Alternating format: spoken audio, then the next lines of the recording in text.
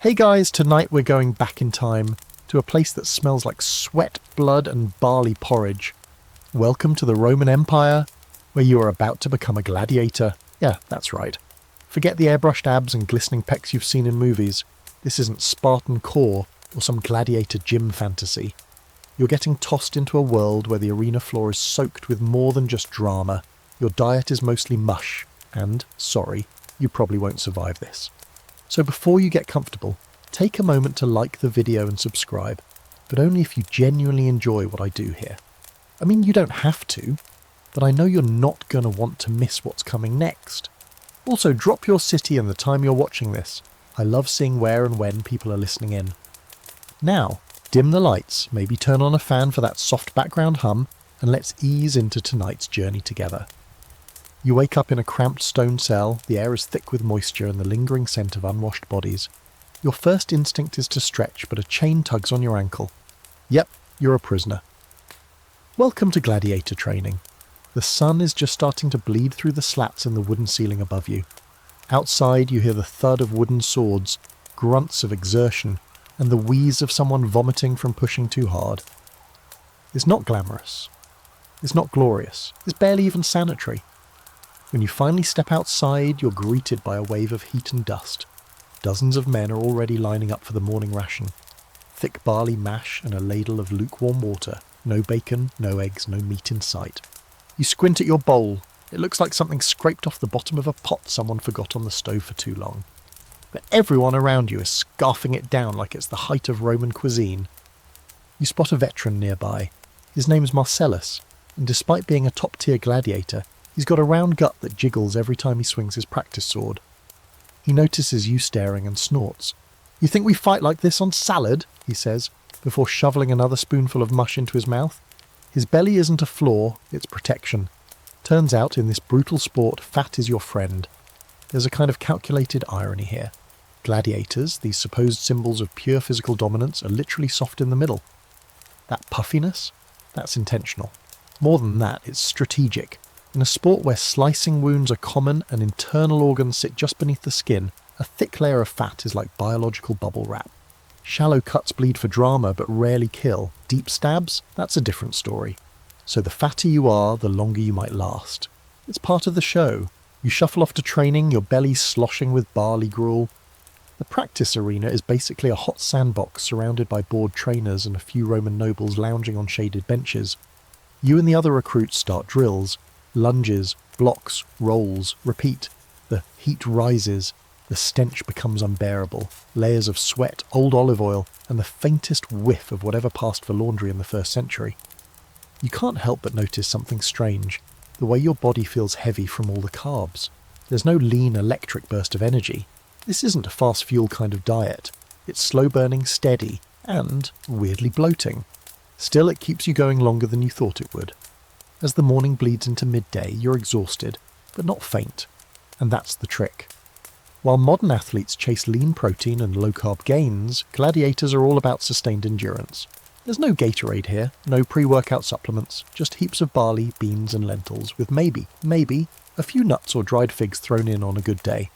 It's vegetarian bordering on vegan, but not for ethical reasons. It's cheap, it's filling, and it keeps you round enough to bounce a blade off your side. One of the quirkiest things you learn in your first week is that your nickname, along with every other gladiator in training, is Barley Man. In Latin, it's Hordearius, which literally translates to that.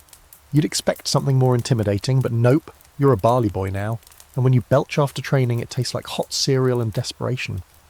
Despite the daily grind, the absurd diet and the casual threat of dying horribly, there's something mesmerising about the world you're now a part of. Gladiators are both revered and reviled. You're a prisoner, but people cheer your name. You're fed like livestock, but sculpted like a living statue, albeit one with a little extra padding. It's a paradox, and you live it with every gritty mouthful. But not everything here is set in stone. Scholars still debate the fine details of what gladiators ate, especially since ancient sources are weirdly quiet on the topic. Most of what we know comes from archaeology, specifically from bones dug up in places like Ephesus, where gladiator cemeteries have yielded shocking clues. When scientists analysed the remains, they found incredibly high levels of strontium. a chemical associated with plant-based diets and, oddly enough, certain kinds of mineral-rich ash. Yes, ash. We'll get into that nasty little secret soon enough. For now, you crawl back to your cell after the day's training, stomach groaning under the weight of your third bowl of mush. You're bruised, sunburned, and maybe just a little fatter than you were yesterday. And that's a good thing. Out here, fat doesn't mean lazy, it means you're surviving.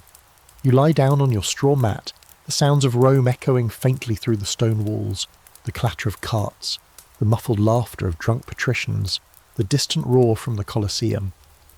You close your eyes and think, not of glory or conquest, but of breakfast. Because tomorrow it's barley again, and the next day, and the day after that. Till maybe, just maybe, you fight well enough to live another day. You wake up to the scraping sound of wooden bowls being shoved across the corridor floor. It's breakfast time again, and you already know what's coming. Another helping of lukewarm barley gruel. It's thick today, almost like paste, and someone, bless their overzealous hands, sprinkled a few roasted chickpeas on top. You're momentarily thrilled. Then you bite into one and it crunches like a pebble. Still, it's better than plain porridge. Kind of. You eat it anyway, because you're starving and because you don't really have a choice. That's when you start thinking about all those movies you grew up watching. Ripped gladiators with chiseled abs, blood dripping from their swords, muscles glistening like they've just come from a full-body coconut oil massage. It was all raw power and gladiator swagger. But here in the real grimy corridors of ancient Rome, it's a different story. These guys, they're thick, not bulked up, shredded, thick. Just padded. You look around at your fellow recruits. None of them look like they've seen a dumbbell in their life.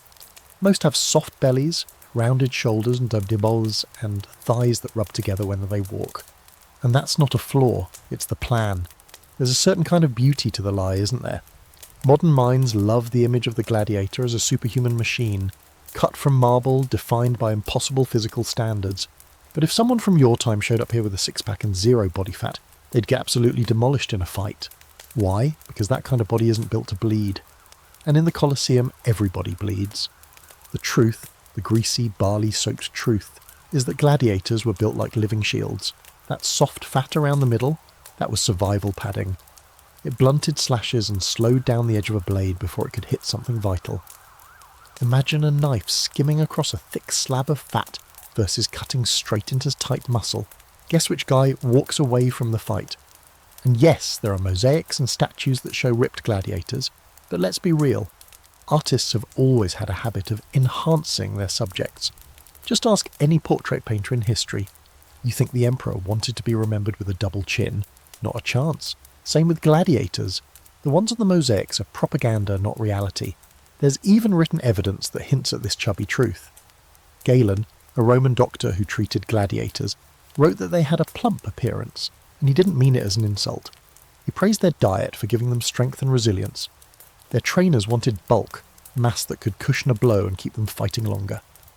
So if you were lean and wiry, good luck. You'd probably end up as a bloodstain in the sand before your name even got chanted.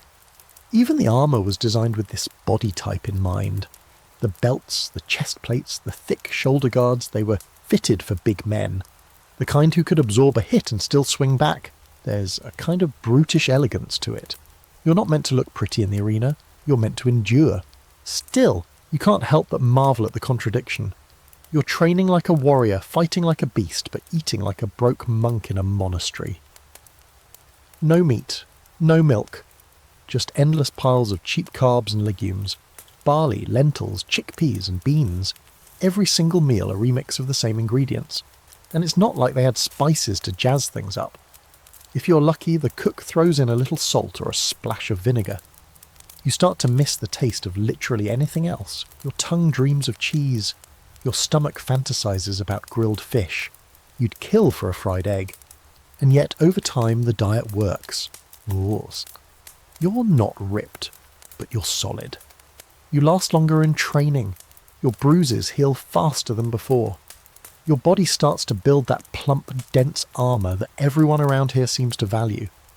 You're still sore and stiff every day, but now it's from genuine strength, not just being out of shape. During a water break, you overhear two of the older gladiators talking.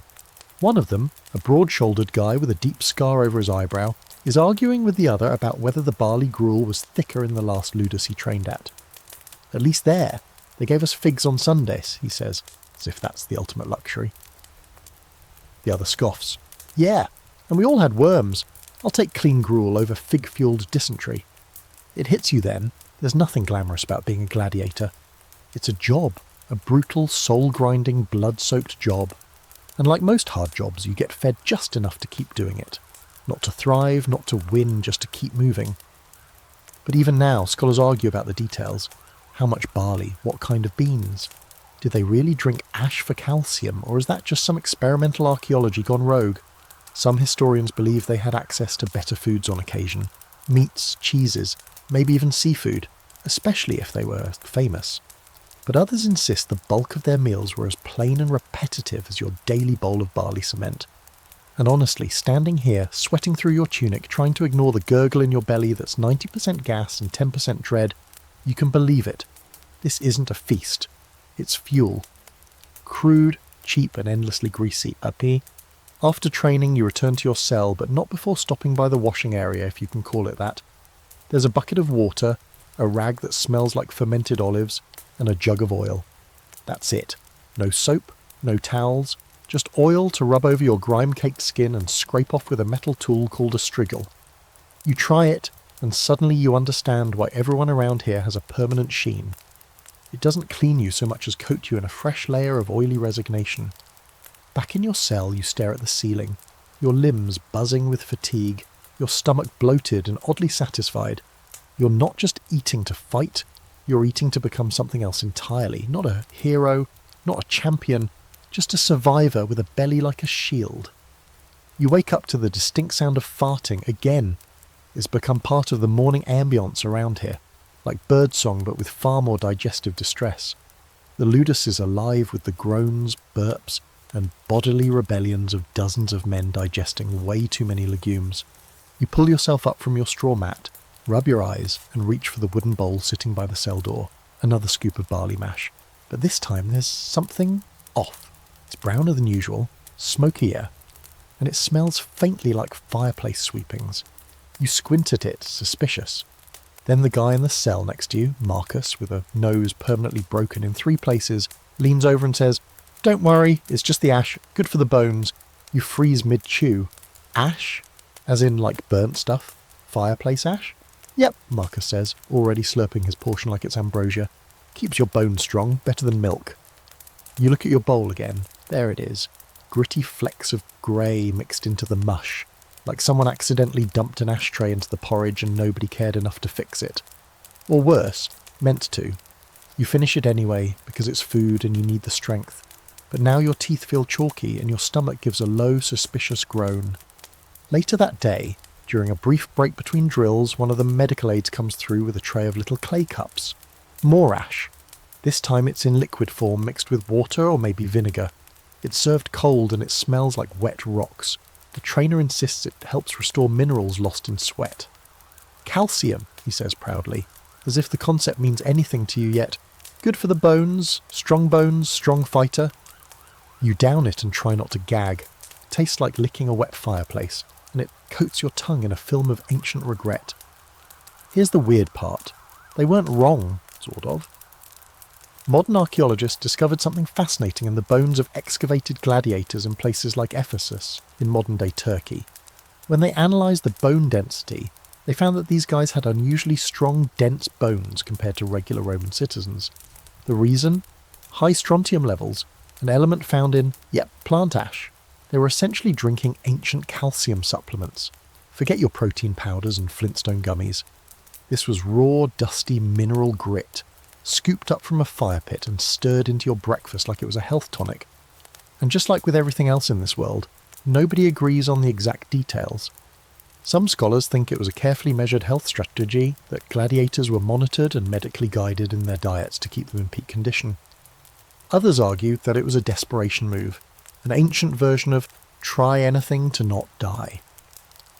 After all, what do you do when meat and milk are too expensive and your fighters keep breaking bones? You grab some ashes, hope for the best and call it science. It's hard to describe the texture of your own burp after drinking ash water, but campfire smoothie comes close. You spend the next hour swinging a dull wooden sword while trying to suppress coughs, partly from the dusty residue still clinging to the back of your throat. You wipe sweat from your eyes and wish, for the 100th time, that you could just eat something fresh. Something green, something with a crunch that didn't come from charred debris.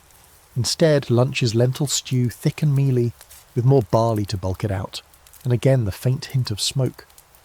You're starting to taste the fire in everything.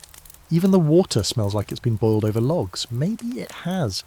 Maybe the kitchen here is just one big fire pit, feeding hundreds of hungry men and occasionally throwing in the furniture for fuel. After lunch, you sit beneath the awning with a few other recruits. The sun is high, turning the training yard into a shimmering pan of molten dust. The sweat-soaked tunic clings to your belly, which is rounder now and visibly bloated. You're not alone. Everyone around you is puffier, doughier, thicker in the middle. It's like you're all being slowly inflated with legumes and despair. One of the newer recruits, a wiry kid who came in last week, starts bragging that he used to eat meat every day. Lamb, fish, even honey-roasted dormice. He says it like he's trying to convince someone, maybe himself, that he still matters. The others look unimpressed. Then Marcellus walks over, all bulk and belly, and says, "You eat like a prince, Ted, but you'll die like a pig." And just like that, the kid shuts up. There's a hierarchy here, and it's not built on what you used to eat or how many muscles you can flex. It's built on how well you survive, and surviving means eating this ash-flavoured nightmare day after day until your body gets used to it, until your bones get denser, your belly gets softer, and your reflexes get faster.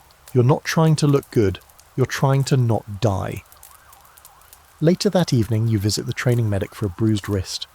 As he wraps it in linen, he offers you a tiny scoop of dried, crushed bones mixed with resin. "Just in case, Bear," he mutters. "Extra minerals." You take it, already numb to the taste of strange things. You've had worse. Back in your cell, you stare at the ceiling again, this time with your belly full of ash, barley, and quiet dread. There's something strange about how calm you feel. You're not exactly thriving, but your body is holding together. And even if your meals look like burnt oatmeal scooped from the remains of a campfire, they're making you stronger. Fatter, yes, but also tougher. Tomorrow will be the same, more barley, more beans, more drinking things you'd normally sweep into a dustpan. But you'll do it, because soft is safe, dense is durable, and fat in this world is your best defence. By now, you've accepted that every day begins with the slow, sticky horror of barley gruel. You've made peace with the ash. You've stopped looking into your bowl with hope. Breakfast is no longer a meal. It's a ritual. You choke it down, burp softly into your fist and move on. But today, as you walk to the training yard, there's a whisper of a question floating in your brain. Why this stuff? Why barley and beans? The Roman Empire was massive. Spices from India, olives from Spain, game birds, seafood, wines of every colour. They even had garum, fermented fish sauce so pungent you could smell it in your nightmares. So why are you stuck eating what amounts to peasant mush? Turns out that there's a reason. Several, actually. Some of them noble, most of them cheap. Gladiator diets weren't designed for flavour, they were engineered for function. Barley and legumes formed the core of the meal plan because they were abundant, affordable, and incredibly filling. It's the ancient Roman version of institutional food, easy to mass produce and hard to screw up. You can grow barley almost anywhere. Same with lentils. They don't spoil quickly, they don't need refrigeration, and you can boil them into a meal that lasts all day in your gut. And boy does it last. The other reason is all about fuel. Gladiators weren't sprinters, they were endurance fighters. You're in the arena sometimes for several brutal minutes, dodging jabs, swinging heavy weapons, wearing dozens of pounds of armour while trying not to pass out in the sun. You don't need quick bursts of energy, you need slow burn calories. Barley is perfect for that. It releases its energy gradually, giving you the staying power to keep fighting long after your shredded, carb-deprived opponent has collapsed in the sand, wheezing. You feel that truth in your own body now. You're no longer crashing halfway through the day. You might not feel energetic, but your tank stays full. And the bulk from all those beans and barley, it's building your protective layer. Your own gut has become a padded vest of slow-cooked resilience. But it still begs the question, why no meat? Rome is famous for its lavish feasts, its whole roasted animals and skewered birds stuffed with smaller birds. If you were an elite fighter, shouldn't you be dining like a nobleman? The answer is cruelly simple: your property. You're not a soldier, you're not even a free man, you're a tool, an investment, a meat puppet with a pulse. Feeding you meat every day would be like putting wine in a donkey's trough. The economics of gladiator food were cold and efficient. Beans and grains gave trainers the most calories per coin. Meat was for the rich, for the game's sponsors who wanted to show off with exotic dishes while they watched men like you bleed. If you were lucky, you'd get scraps, gristle from a butcher's cart, maybe a bone with some flavour left. But on most days, you're just grateful your stew has salt. And yet some believe the meat ban wasn't just about money. There's an ongoing scholarly debate that gladiators may have intentionally avoided meat. The theory goes like this. Meat was thought to increase heat in the body. Too much rage, too much chaos. The kind of uncontrollable aggression that could ruin a staged fight. Gladiators had to perform. They needed strength, yes, but also focus, calm, endurance. In this view, a plant-based diet wasn't just cheap, it was a way to train both the body and the mind to survive controlled violence. Still, not everyone agrees. Some historians argue that meat was served occasionally, especially to star gladiators. The VIPs of the arena, champions, the guys who had fans, merch, maybe even groupies. These fighters were walking propaganda, and their diets might have reflected their status. But for you and the others in your training pit, it's barley, beans, and the occasional fingernail-sized fig. Lunch is a brownish slop of lentils today, thickened with leftover barley from breakfast. You can tell it's been reheated because the edges are crispy and the centre is dangerously molten. You blow on it like it's soup, but it's more like wet cement, and it sticks with you. All the way through training, through sparring, through weapon drills. Even when you're doing shield pushes up a slope and the sweat is pouring off you in rivers, your stomach is still weirdly full. The food isn't designed to make you nimble. You've learned that by now. There's no jumping gracefully through the air like some mythological warrior. You're lumbering, heavy-footed, solid. When you throw your weight into someone, you feel the full mass of your barley-fed body. And that's exactly what your trainer wants. You're not meant to dance, you're meant to crush. By mid-afternoon, your limbs feel like stone. You lie in the shade near the outer wall of the yard, belly protruding like you've swallowed a small cauldron. Across from you, another fighter is nodding off. His name is Vibius. His belly could be used as a table, and yet he's survived more fights than anyone in your class. One time you asked him if he ever ate meat. He laughed so hard he almost dislocated something. What for?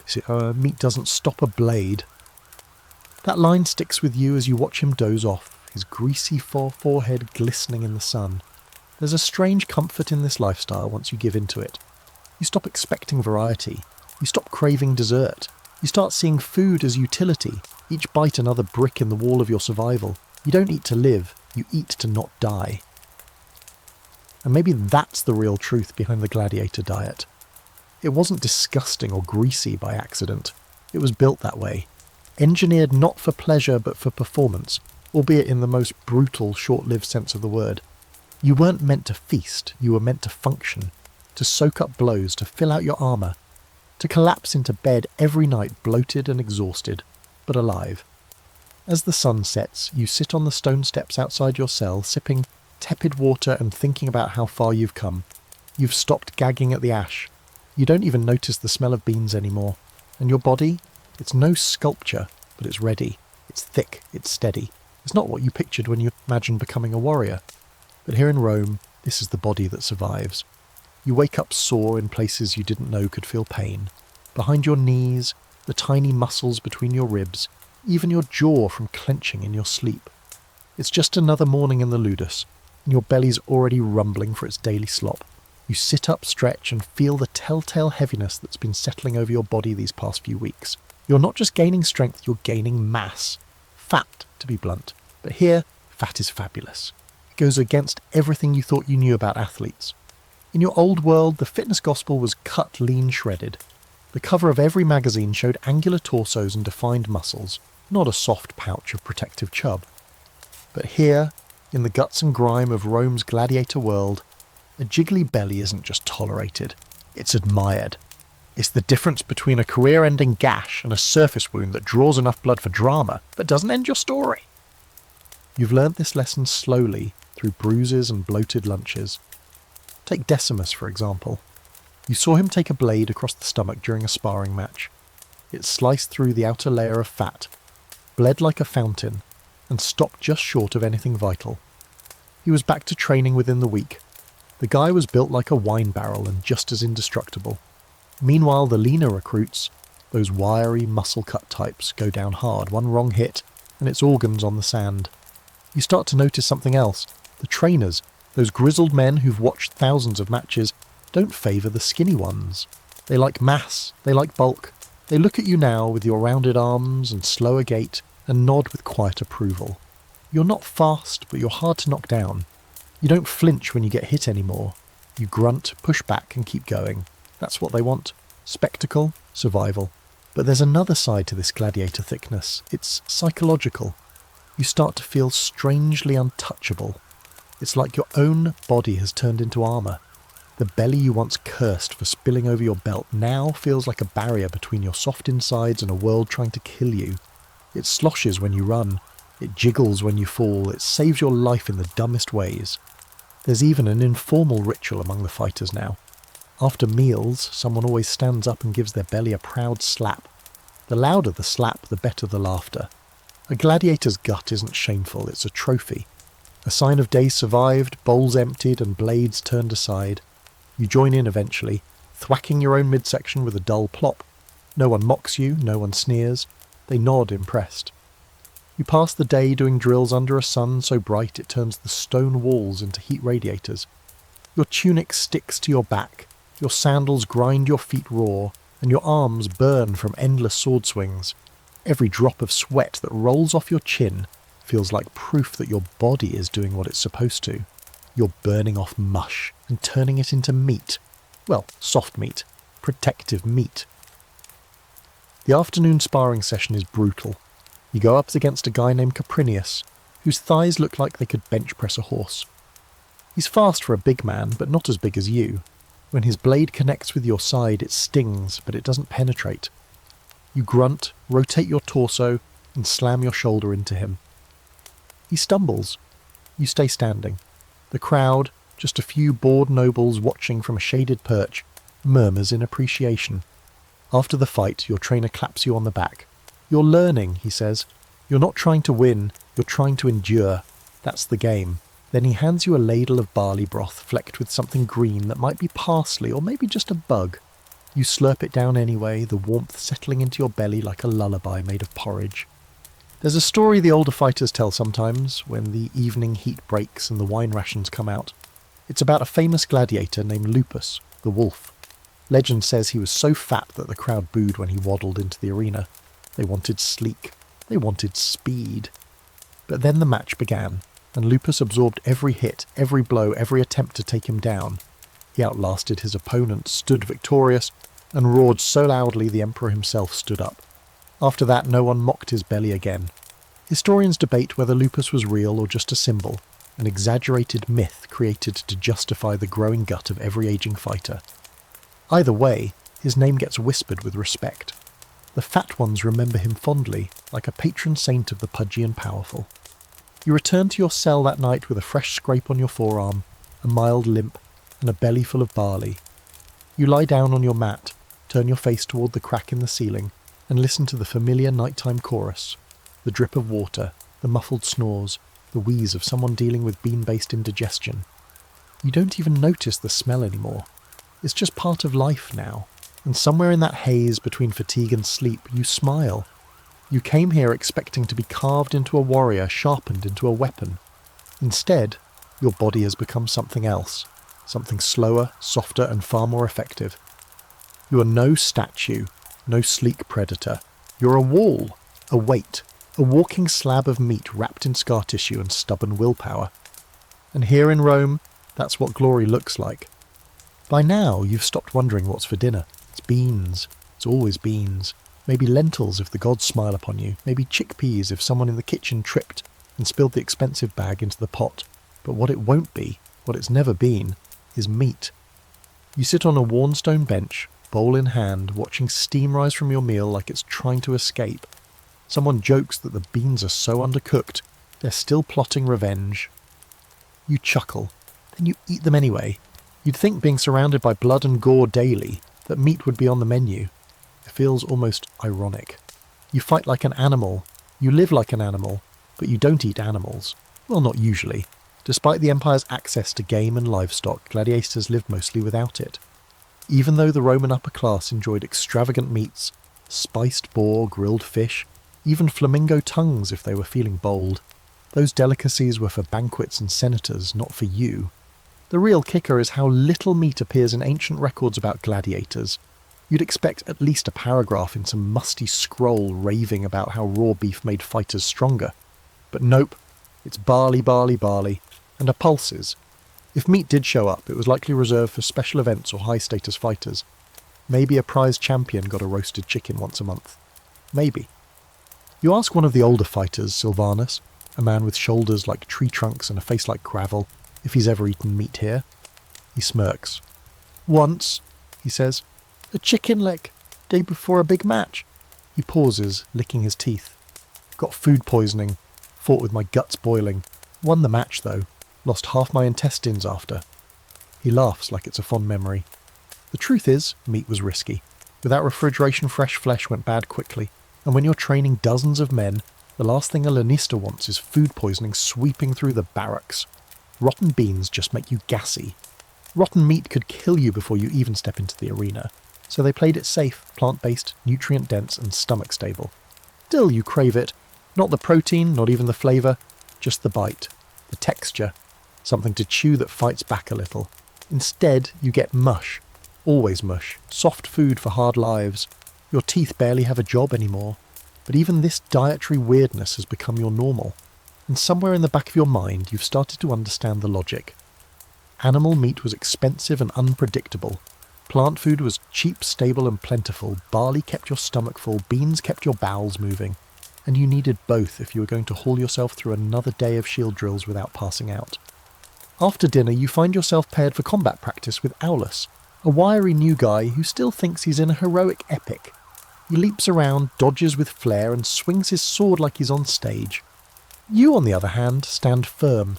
You block, you grunt, you absorb his attacks like a thick, sweating boulder.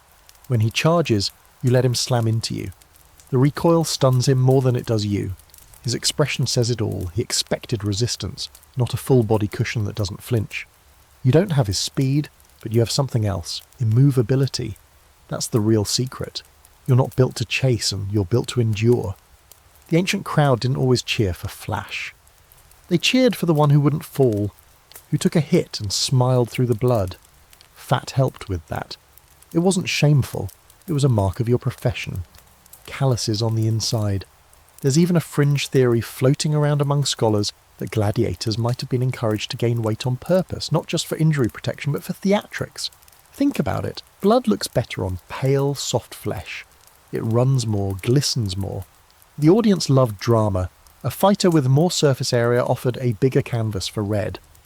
That might sound twisted, but remember, this was a culture that built fountains for blood. The crowd didn't want quick kills. They wanted a show. The match with Aulus ends in your favour, not because you outskill him, but because you wear him down. You're the wall again. He's exhausted. His strikes come slower. You counter, push, and when he slips, you let him fall hard into the sand. The trainer gives a nod. Another lesson learned. Fight smarter, not prettier. After training, the sky bleeds orange and pink, and the camp slows to a crawl. Some of the men are oiling themselves down for recovery. Olive oil rubbed deep into the skin, scraped off with strigils to remove grime. Others nap under the shade of the columns, bellies full, limbs twitching with exhaustion. You sit on your haunches, watching the embers of the evening light and feeling a strange, greasy pride. You don't look like a warrior, but you're becoming one.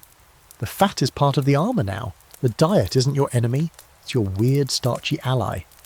You remember reading once, well, someone told you, you haven't seen a book in months, that Roman soldiers ate better than gladiators, that the actual army got meat rations and wine, cheese and the vegetables. Meanwhile, you, the entertainment, get sludge. That's not an oversight, it's by design. Soldiers were investments, gladiators were consumables. Your life expectancy is measured in games, not years, and still you're surviving. Back in your cell, you stretch out on the mat and press a hand to your belly. It rises like dough. Underneath the layer of grease and grain lies the engine of your endurance. You're not lean, you're not glamorous, but you're harder to kill than you were a month ago. And maybe that's all that matters here. You fall asleep to the sound of distant laughter and someone whistling a crude tune. The smell of cooked beans lingers on your breath. You dream of grilled lamb you'll never taste, and wake with the comfort that your mushy bowl of barley will still be waiting for you tomorrow. It starts with bones. Everything always circles back to bones. You're in the training yard, pacing laps around the perimeter as part of your punishment for dragging during drills. Your thighs are rubbing raw under your tunic, sweat pouring off your forehead like someone left the faucet on. You're not thinking grand thoughts, you're just trying not to vomit up lentils. Then, as you pass the eastern gate, you notice a pile. A messy mound of bones, ash, and what looks like broken pottery, just left there like it's nothing. A crow hops nearby, pecking at something pale. That's when you remember what Marcellus said the other day while rubbing oil into a fresh bruise. Every piece of this place is built on bones. Gladiator bones. We train on them. We sleep on them. Some of us will end up part of the mix. He wasn't exaggerating. Decades later, archaeologists will find the truth in the dirt, literally. They'll dig up graves near gladiator schools, like the famous site in Ephesus, and what they'll uncover will rock everything we thought we knew. Bones so dense they could break your shovel. Bones infused with trace elements that scream plant-based diet. But also, strangely, layers of injury and healing. You can almost see the story inside each femur. A fracture from a hard fall, a clean slice from a blade, a tiny chip from a missed parry. These guys didn't just die in battle. They lived through pain over and over, while their bodies stitched themselves back together on a steady diet of barley beans and the occasional spoonful of literal fireplace ash. You chew on this, not just metaphorically, but physically, as your breakfast barley paste cools in your bowl later that morning. Because what scientists found in those bones has haunted historians for years. Massive deposits of strontium. Strontium is a mineral commonly absorbed through plant-heavy diets and, more oddly, from consuming burned plant matter. In short, ash. Those rumours of ash drinking weren't just grim kitchen gossip, they were real. You remember the day they handed you that first mug of ash water? You gagged. You're still gagging, honestly. It's not something you ever fully get used to. But now it makes sense. That chalky film on your teeth, the gritty residue in your gut. That's how your bones are quietly hardening day by day beneath the bruises. It's like they're being mineralised from the inside out, turning your skeleton into a blunt weapon. There's a sort of morbid poetry to it. The same ash that builds your bones may have come from the wood that burned your predecessors. It's all one big cycle. Gladiators train, they fight, they die. Their bodies are burned, their ashes feed the soil grows the barley. The barley feeds the next generation. You don't just stand on the bones of those who came before, you eat by them, in a way. The Romans were disturbingly good at recycling. But here's the wild thing, the science isn't settled. Some experts argue that the high strontium levels could have come from the local water, not the diet. Others think the bones were contaminated by surrounding materials in the grave sites. A few even suggest that the ash drink might have been ceremonial, not nutritional. That maybe it was a ritual, a kind of grim initiation, like chugging hot ash was a sign you were serious about survival. All of that is interesting, sure, but when you're sitting in the midday heat with your arms still sore from a block that came in too late, what matters more is that your bones aren't breaking. Not anymore. Not like in the first few weeks when every fall made something pop or ache for days. You're still taking hits, but now you bounce. You bruise, but you don't snap. And this shift isn't just internal, the trainers have started to notice. You're getting nods, grunts of approval. Even Sylvanus, usually silent unless someone really screws up, tosses you a second ladle of stew. No words, just the gesture. It might be the closest thing to a compliment you'll ever get from him. Later that day, during a rare moment of rest, you sit with a few of the older fighters and listen to them talk bones. Not in the scientific sense, more in the superstitious, slightly unhinged way that tired men invent to explain their suffering. One claims that the best bones come from fear, that if you eat your meals too calmly, your skeleton stays soft. Another swears by fasting once a week, says it clears the marrow. No one has the heart to point out that he's just too broke to steal a second bowl of gruel. And then there's the fringe rumour that gladiator bones were ground into powder and sold as medicine to the wealthy. A sort of posthumous side hustle. If you fought well, your bones could cure noblemen's indigestion or give a senator a stronger spine, figuratively or otherwise, is probably nonsense. Probably. But knowing what you know about Rome, nothing is off the table. Not even literal bones. Night comes, and you walk slowly back to your cell, your legs aching in that deep, satisfying way that means the pain will dull by morning. You pause by the pile again, the same one you passed earlier. The crows are gone, the bones remain, bleached by sun, stripped clean. You find yourself nodding toward them as if to say, yeah, I get it now. You're not horrified anymore, you're just accepting. Back in your cell, you roll onto your mat and feel the familiar crackle in your joints as they settle into place. That's not weakness, that's rebuilding. You've earned every pop and creak. You close your eyes and imagine what your own bones might look like if someone dug them up 2,000 years from now. Thick, dense, marked with scars and stories, and hopefully not just part of the ash pile. It's early, and the yard smells like last night's sweat and fresh ash. You know the scent now, dry, sharp, a little like burnt bread crusts ground into dust. Breakfast is already waiting at your cell door, steaming gently in its wooden bowl. You kneel beside it and eye the grey streaks running through the barley. You know what it is before you taste it. More ash. Again. No one calls it ash anymore. It's just the mix. Some say it's to keep your bones strong. Others mutter it's to keep you full. Either way, it's part of the routine. You stir the porridge lazily and lift a spoon to your mouth. It's gritty. Of course it is. The grains crunch like tiny pebbles between your teeth, and the ash clings to your tongue like someone dusted your breakfast with fireplace soot.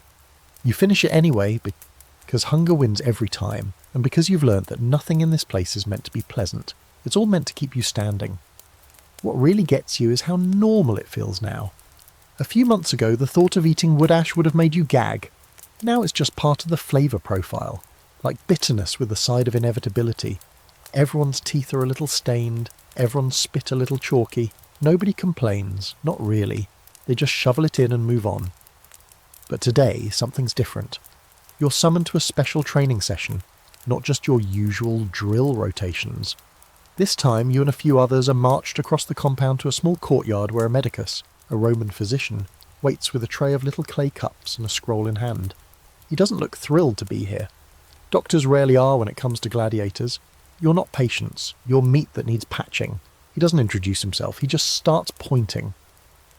One by one, each man is handed a small cup. You watch as the others sniff it, wince, then down it like a punishment. When your turn comes, you take the cup and brace yourself. It's heavier than expected. Inside is a dark, silty liquid. Half ash, half something vinegar-based. Maybe wine gone horribly wrong. You don't ask questions, you drink it. It tastes like damp charcoal soaked in bad cider. It burns your throat in the strangest way, dry and wet at the same time, and leaves your mouth feeling like it's been scraped with a pumice stone. You cough. The doctor nods. Calcium and minerals, he mutters, not even looking at you. Your bones are getting soft. You want to laugh. Soft? You feel like stone most days. But this is different. You've heard rumours of men whose bones simply gave out.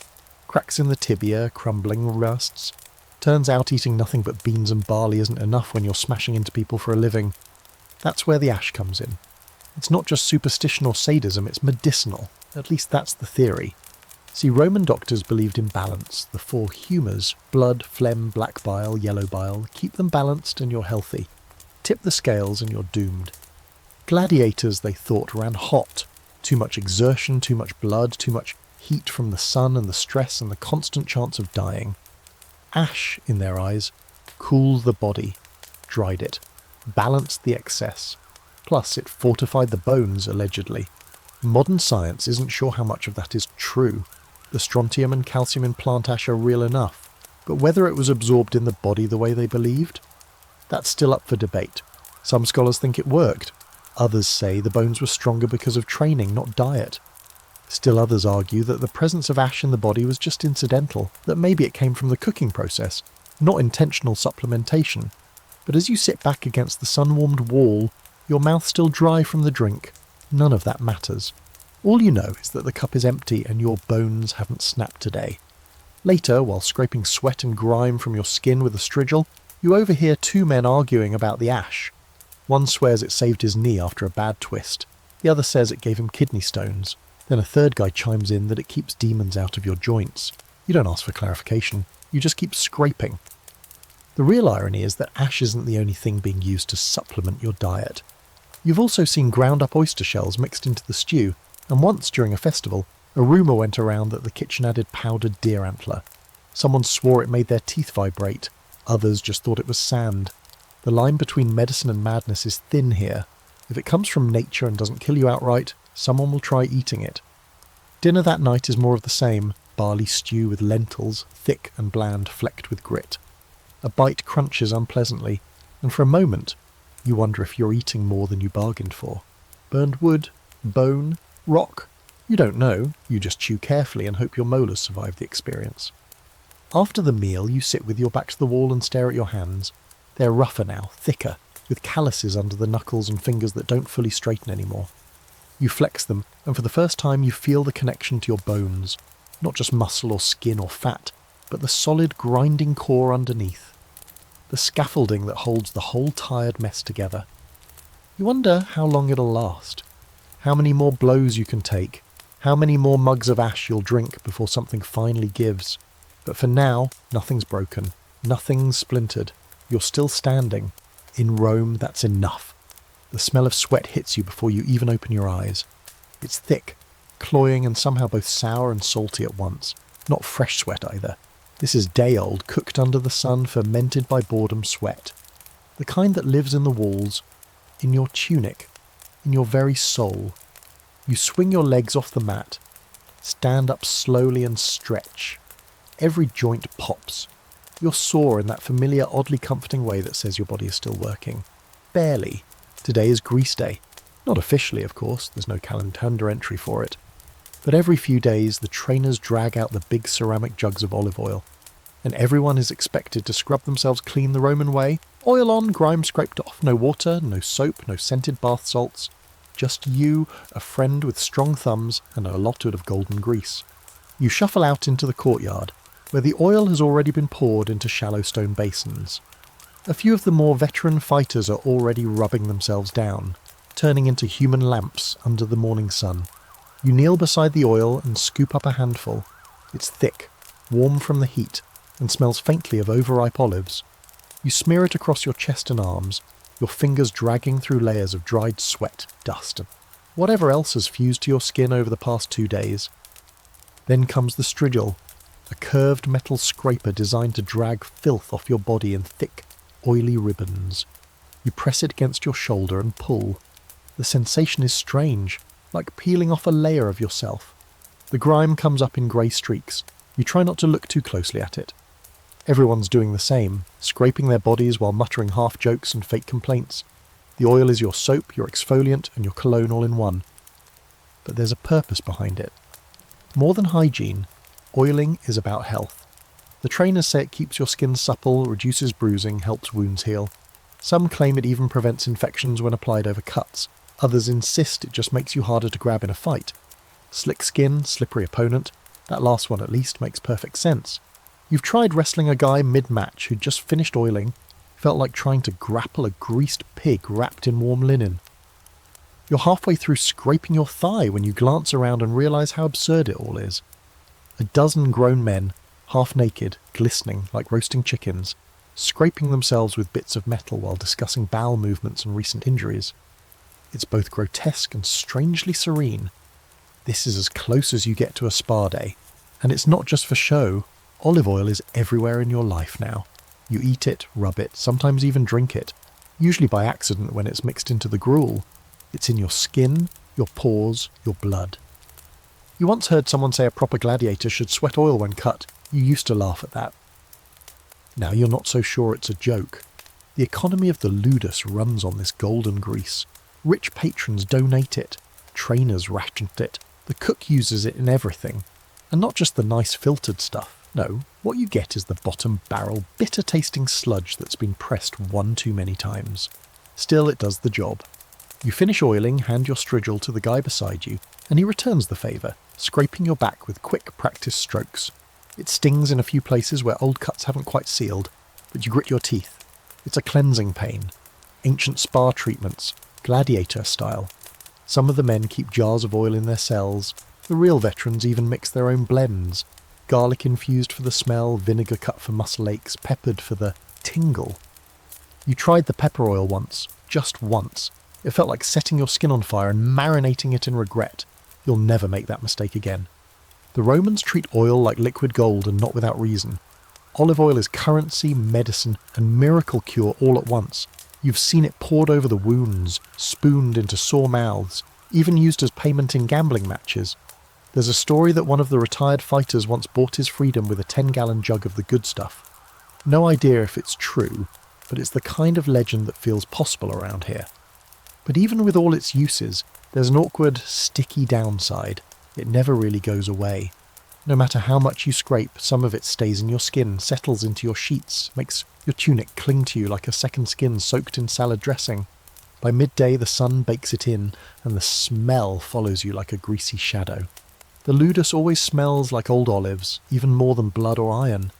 That soft, sour scent seeps into your memories. You get back to training with your limbs still shiny. The sand clings to your legs with each fall, turning your skin into something like breaded meat. But at least your joints feel looser. The trainer grunts in approval when you take a clean hit and recover fast. Oil's working, he says. Or maybe you're just getting tougher. Lunch is a repeat of every day before. Barley stew with the extra oil floating on top. A puddle of shine, like a grease on a muddy lake. You scoop it up with stale bread and chew slowly. Your teeth squeak against the starch. You finish your bowl, wipe your mouth on your forearm, and accept the fact that you are now about 30% olive oil by volume. Still, the real horror isn't the food, it's the heat. The oil traps it against your body. You feel like you're cooking slowly, sweating out your sins. You dream of cold baths, or even just a breeze that doesn't smell like feet.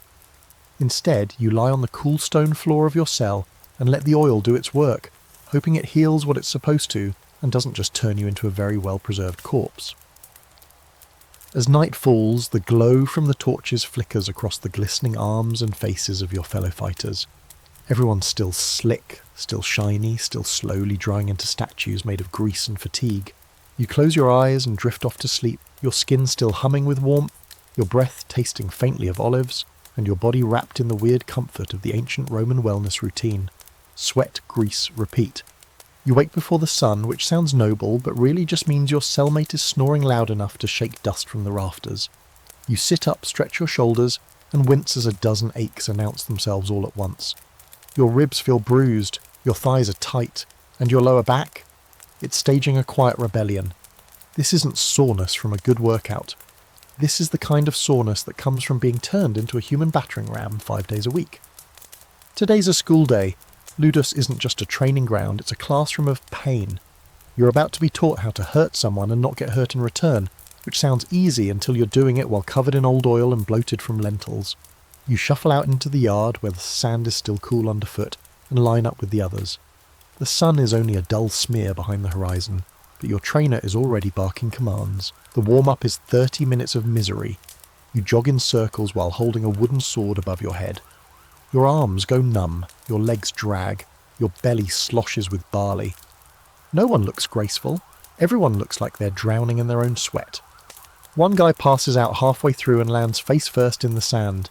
Nobody helps him. He's fine, probably. Then it's on to technique. You pair off, grab your practice shields and blunted swords and go through the motions. Parry, thrust, sidestep, again and again and again. Your partner today is a veteran named Cassius, who fights like he's angry at gravity. He's slow, but he hits like a wagon. Every time he swings, your arm rattles like a jar of coins. You block, pivot, take the hit. Block, pivot, grunt. You're not dancing, you're surviving. That's the lesson. The ludus is brutal because it has to be. You're not training to be a soldier. Soldiers fight in groups with tactics and reinforcements. Gladiators fight alone, in a pit, surrounded by thousands of screaming strangers. And even though the matches are staged, you've already figured out what that means in Roman terms. We'll try not to kill you, but if it happens, shrug. There are rules, sure, but the blood is real. You're expected to learn not just how to fight, but how to entertain. That means drawing out the struggle, making your hits dramatic. screaming just the right amount when you take a wound.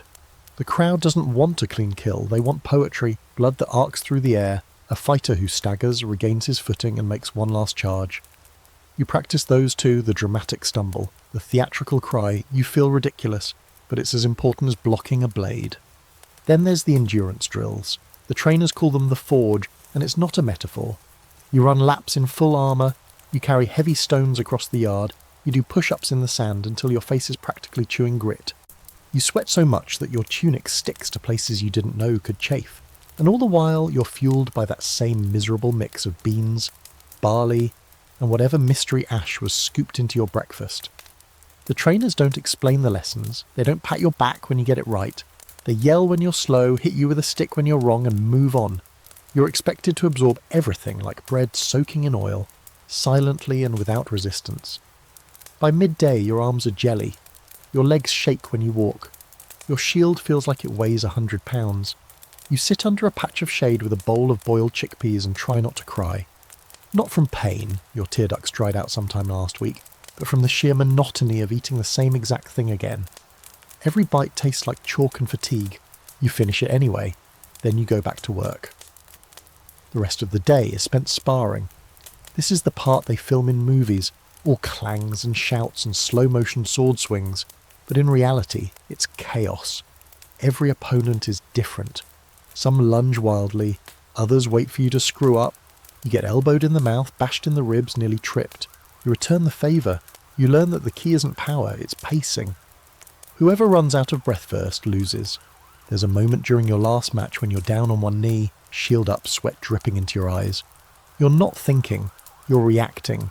Your gut is tight from barley bloat, your chest heaving. Your opponent goes in for the kill, but you roll clumsily, but fast enough, and jab your blade up into his armpit.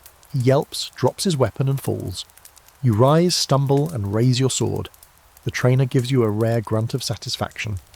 As the sun dips low, the sand turns gold, and you collapse beside the training pit. Your body is filthy. Your muscles twitch on their own. Someone brings you water. It tastes like metal and hope. You drink it like it's wine. Then you look around and realise you've made it through another day of the school of pain. No one tells you this, but you're changing. Not just physically. Though yes, your belly is broader, your thighs thicker, your arms like rope knots under the skin. You're changing inside, your mind is harder now. You don't panic when you're knocked down. You don't flinch at the sound of bone on bone, you breathe through it. Count to 3, get back up. Back in your cell, you lie on your mat, your tunic clinging to your body, your skin sticky with grease and salt. Every joint throbs like a slow drum beat. You know you'll be sore tomorrow, and the day after that, and the day after that. But right now, all that matters is that you made it. You didn't win, you didn't lose, you learned, you endured. And in this place, that's what makes you a gladiator. There's a strange pressure building in your belly this morning. Not pain exactly, but something alive. You know what it is before you even stand up. The beans are staging a protest. Last night's dinner was lentils. The night before that, barley and chickpeas. The night before that, beans and barley again. The effect isn't subtle. You could bottle your insides and weaponize them. As you shuffle toward the latrine trench outside, the pressure intensifies, and somewhere behind you, another fighter lets loose a long, mournful trumpet. A couple of groggy voices cheer. One guy claps. This is normal. Welcome to the less glamorous side of gladiator life, flatulence. Not just a side effect of the diet, but practically a team mascot. You line up outside the latrine like it's a sacred ritual. Everyone's standing still, trying to avoid eye contact because you all know what's about to happen. And it won't be quiet. You step into the stone-lined ditch, squat carefully, and detonation. You pray no one recognises the sound. Back at the cells, Marcellus greets you with a grin. Sounded like a warhorse dying before, he says, holding a bowl of porridge. You all right? You glare at him, but take the bowl anyway. It's still warm, still the same mush, still guaranteed to cause another gastrointestinal event later. Nobody talks about it in the official scrolls, but the gladiator diet came with one truly awful side effect: constant, raging gas. The mix of barley, lentils, beans and more beans created a digestive environment that could best be described as hostile. Even modern nutritionists would take one look at your fibre intake and scream. Your stomach doesn't gurgle, it roars. It's an orchestra of intestinal rebellion. And it's not just you, it's everyone. You've seen a man nearly pass out mid-drill from trying to hold in a fart. You've heard someone break wind so violently during a practice lunge that the other guy dropped his sword in surprise. Sometimes sparring gets paused because the smell makes people back away. They call it the cloud. You laugh now, but when you're standing in a hot sun with 20 other sweaty, overfed, barley-gassed men, it's not funny. It's warfare. Even the trainers comment on it. Sylvanus once said, "If you can't hold your ground, at least you can fumigate it." Then he kicked a guy into the dirt for laughing too hard. But he wasn't wrong. The farting isn't just common, it's legendary. Some gladiators have reputations based entirely on the acoustics of their digestion. Decimus is feared not for his sword work, but for the unholy sounds he makes after lunch. You can tell who's been sneaking extra beans by the way the air behind them shifts during formation. There's even a kind of crude pride in it now. After meals, someone inevitably lets one rip on purpose, and the others rate it like a performance. Too sharp. Good base, but no follow-through. 10 out of 10, and you cleared a 10-foot radius. Impressive. You never thought gladiators would bond over bowel sounds, but here you are. Wah. Fighting side by side with men you also fear sitting next to. The combination of bad hygiene, greasy skin, and constant gut activity turns the whole ludus into a human compost pile. And yet, you adapt. You learn to breathe shallow, to turn your head, to time your swing so you don't inhale deeply when someone's bent over. Scholars rarely talk about this part. The focus is always on the glory, the violence, the strategy. But let's be honest, when your entire nutritional plan is based on high-fibre, slow-cooked legumes, there's going to be side effects. There's a reason gladiators trained outdoors. You try putting 50 gas-loaded men in a confined chamber, and you'll see why. They weren't dumb. They built the training grounds with airflow in mind. You even hear rumours, wild, probably false, but still hilarious, that some matches were lost because a fighter got distracted by his own body. One tale involves a champion who went in for a dramatic spin, let out a thunderous release mid-twirl, and completely lost his footing. The crowd roared, but not for the move. No one remembers his name, only the story. Yet beneath the laughter is a deeper reality. Your body is constantly under siege. This diet isn't balanced by modern standards. There's no variety, no probiotic balance, no digestive relief, just endless dense food churning in your gut like a cement mixer full of spoiled lentils. You crave something light, a crisp apple, a slice of cheese, even just a fresh herb. Instead, you get stew and wind. Today's training involves a particularly cruel exercise, shield wall formation. 10 of you stand shoulder to shoulder, knees bent, shields raised. The goal is to hold position while being shoved from all directions. It's claustrophobic, hot, and very close. You're breathing in the breath of the man next to you, and unfortunately much more. Within minutes, someone breaks the peace, then another. It becomes a chain reaction of unfortunate releases. You clench everything and try to focus, but your eyes water. You're holding formation, barely. Later, as the sun sets and the stink of the day settles into your skin, you rinse off with a ladle of warm water and try to pretend it helped. It didn't. You still smell like fear and lentils.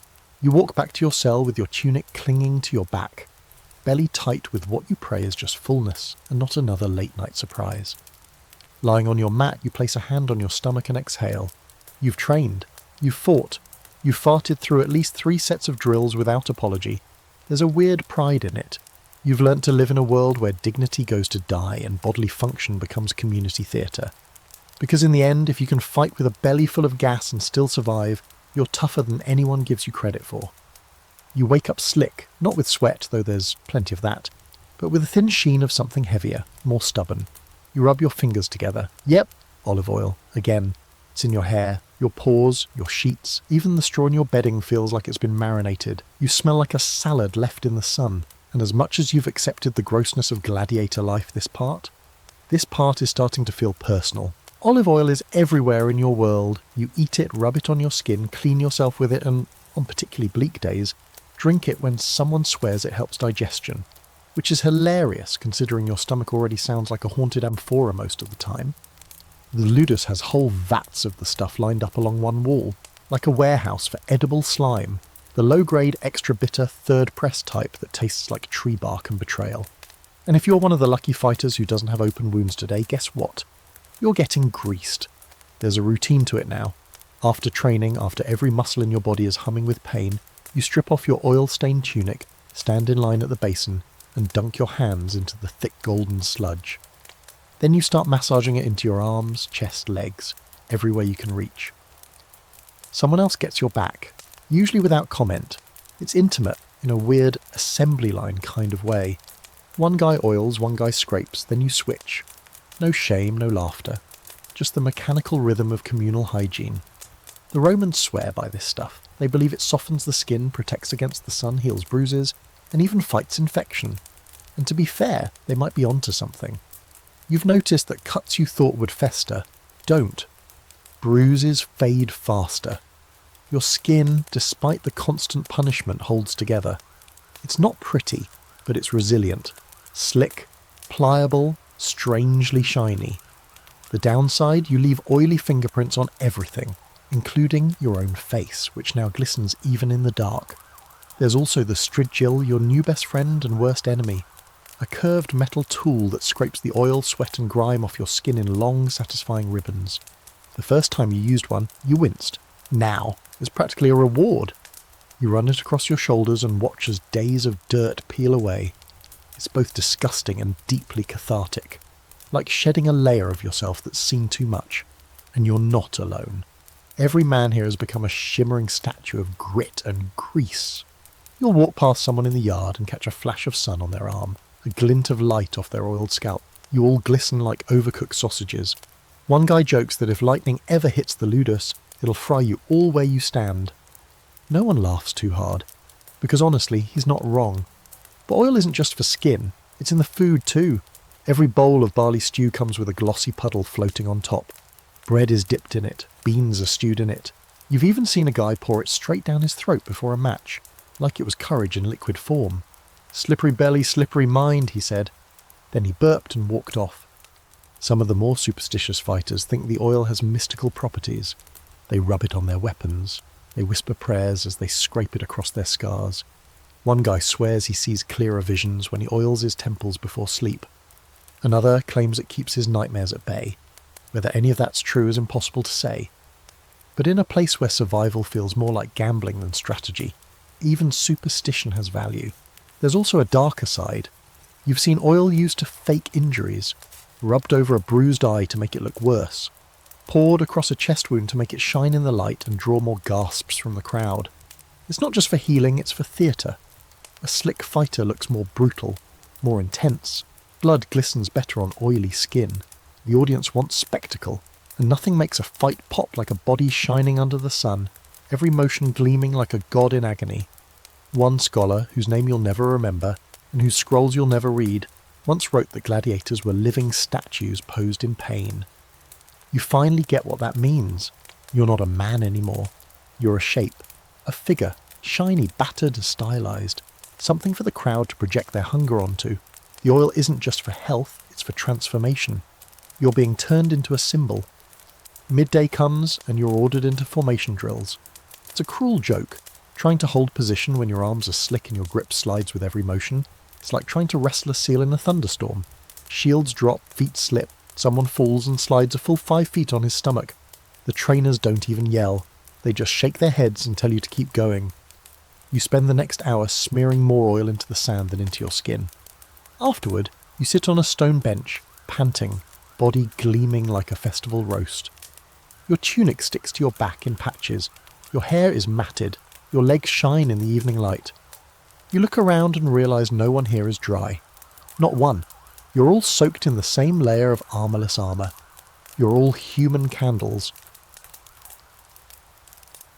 Rahul, to be lit.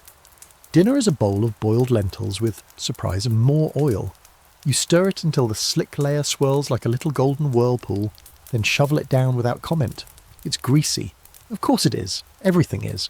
But your body doesn't mind anymore. It's learned to digest fat like it's oxygen. You finish your food, wipe your mouth, and leave behind a faint, oily lip print on your bowl. As night falls, you lie on your mat and close your eyes. Your skin is warm. Your breath is steady. You feel like you're melting into the floor. Somewhere you can hear the soft sloshing sound of someone turning in their bedroll, skin sliding against skin. It's all oil, all the way down. And as sleep creeps in, you wonder if the Romans were right. Maybe oil really does keep you together, because here you are, sore, bloated, bruised and still breathing, still shining. You start to notice it more and more now, when the food arrives, when the trainers talk, even in the eyes of the cooks. Gladiators aren't just being fed, they are being managed. You stand in line with your bowl like everyone else, staring at the same greyish lump of barley stew you've eaten 100 times before. It's no coincidence that every scoop looks identical, like it was stamped out of the same sad mould.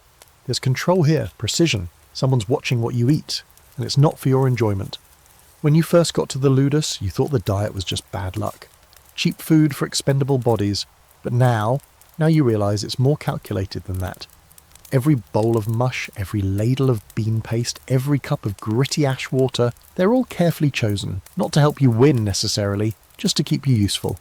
There's a difference. You're not being trained to thrive, you're being maintained, like a cart they don't want to fix but still need to roll downhill. You overhear a conversation between two trainers near the kitchen. One of them, Flaccus, is flipping through a wax tablet, muttering something about caloric output during double sparring days. The other one, his name's Dammer, nods and says, "Cut the figs this week. They're getting sluggish. Barley only." That's when it clicks. The food isn't just for your body. It's a behavioural tool. They adjust it based on your performance. If you're sluggish, they cut sweets. If you're too wound up, they add more legumes to slow your guts down. If you get too lean, they up your portions. Not because they care, because you're easier to manage when you're predictable. Even the ash has its rhythm. One week it's in every meal, the next it vanishes. Then it's back, but this time in your water. You once asked Marcus if he knew who decided how much ash went in. He shrugged and said, "The gods." Then he winked and pointed at the kitchen. It's political too. The Lannister, your master and owner, makes sure the wealthier spectators know his fighters are getting optimal nutrition. You've heard him brag to visiting nobles. "My men eat the strength of Rome itself, barley, beans, the fuel of champions." He leaves out the part where half of you spend the night groaning from indigestion, or where a quarter of the kitchen's flavouring decisions come from old rumours and guesswork. Sometimes just for fun, the cook experiments. One day the stew tastes faintly of fish. Another day it's overwhelmingly sour, like someone dumped vinegar into the cauldron and dared anyone to complain. You learn not to ask questions, you eat what you're given. If it doesn't make you sick, that's a win. There are days when a small luxury shows up in your bowl, half a date, a smear of honey, a fig that's more pit than fruit. But those aren't mistakes. They're rewards. And everyone knows it.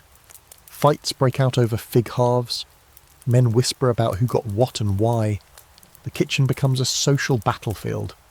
You start noticing that the loudest, most obedient fighters seem to get the better scoops. Coincidence? Please. This is Rome, and nothing's random. The trainers play into this. They use food as leverage.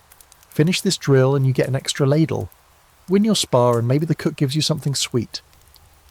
It's all part of the game. They know hunger isn't just a physical weakness, it's a mental one. And if they can keep your body dependent on their sludge, they keep your loyalty, or at least your silence. Some of the men resist, not openly but in small stupid ways. One guy buries his food under his mat to make it look like he ate it. Another tries to barter his ash water for an extra rag of olive oil. These rebellions don't last. Hunger wins, it always does. The Lannister doesn't have to beat you to control you, he just has to starve you a little, or promise not to. What's worse is how your body adjusts. At first, you were constantly hungry, then constantly bloated. Now, you're just flat. Food isn't pleasure, it's compliance. You eat because it's part of your job, and your body has started to lean into the rhythm. You wake hungry, you train, you eat again, you bloat, you sweat, you collapse, repeat. You hear whispers about other ludia across the Empire where fighters are treated better. Fed meat, allowed wine, even given access to fruit markets. But that's probably just wishful thinking, or clever propaganda. This place doesn't give you what you want. It gives you what they need from you. And that's a body big enough to soak up a sword strike, fast enough to survive for 10 minutes, and dumb enough to keep chewing no matter what's in the bowl. Still, every once in a while, someone tries to push back. A younger recruit named Drusus refuses his breakfast one morning. Says he won't eat ash anymore. Says it makes him weak. You watch as Silvanus grabs him by the tunic, drags him into the yard, and makes him sprint until he collapses. No one helps him. That night, Drusus eats everything in his bowl, even the ash. Later, you lie on your back staring at the ceiling, your stomach packed full of grain and oil, your thoughts too slow to be angry. You're not hungry, but you're not satisfied either. You feel managed, fed just enough to keep your limbs moving and your eyes dull. You start to wonder if the worst part of the diet isn't the taste or the gas or the texture. It's the way it's used. Not as nourishment, but as a leash. You see him before you hear him, leaning against the kitchen doorway like he owns the place. Tunic pristine, belt tight, sandals polished. He's one of the Lanistae, the managers, the trainers, the men who make gladiators out of human wreckage. His name is Lucius, and while he doesn't swing a sword or take a punch, everyone listens when he speaks. He's not here to sweat. He's here to make sure you sweat. Lucius oversees the kitchen as much as the yard. You've seen him counting sacks of barley, tasting stew with that irritatingly clean spoon he always carries, muttering to the cook in clipped Latin about portions, energy levels, and public satisfaction. He tracks you like a livestock breeder tracks cattle. Not who fights well, but who eats, who bloats, who drops weight. To him, you're not a man. You're a statistic. This morning he's got a new scroll, and that's never good. 3 matches in 5 days, he announces to no one in particular. We'll need more bulk, less oil, more beans, double the portions. A groan ripples through the yard like a breeze. More beans, double portions. You already feel like a human balloon about to pop. There's only so much your guts can take. You chew your barley every day like it's wood pulp. You down lentils that could double as spackle. And now they want many more. You half expect your stomach to file a complaint. But that's the strategy. You're not being fed like an athlete, you're being stuffed like a parade float.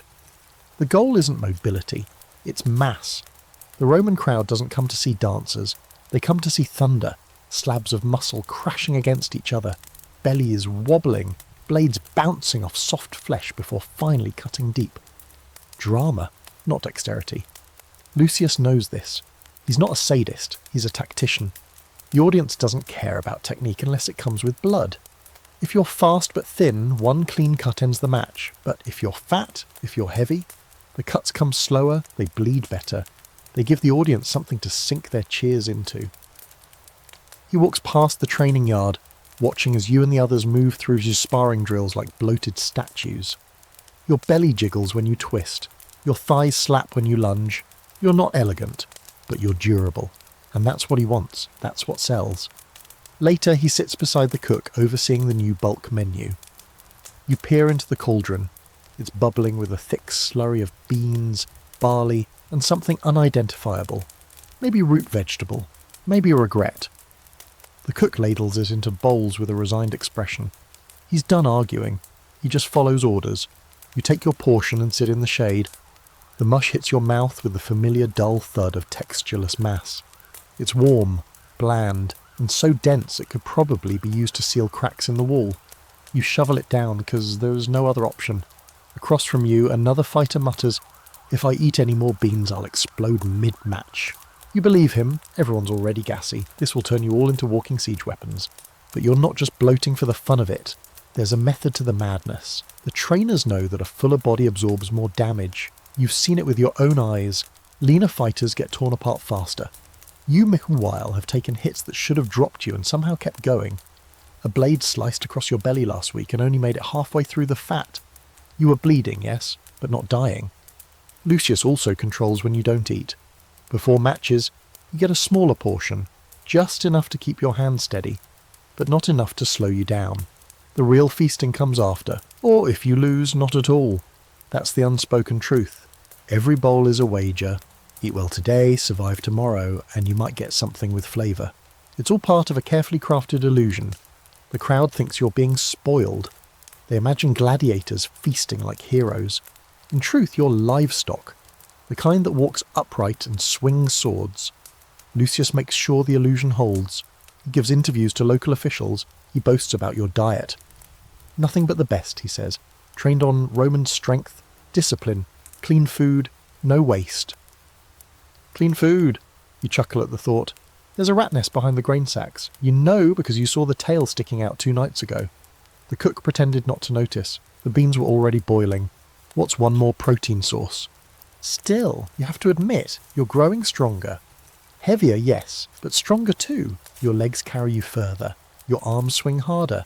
Your belly might slosh when you run, but it shields you like a sandbag. You don't dodge anymore. You absorb. You endure. Lucius has turned you into a human fortress.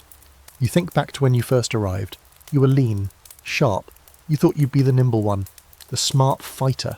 Now, you can barely see your feet under your gut, but you can take a hit and stay upright, and that's what matters.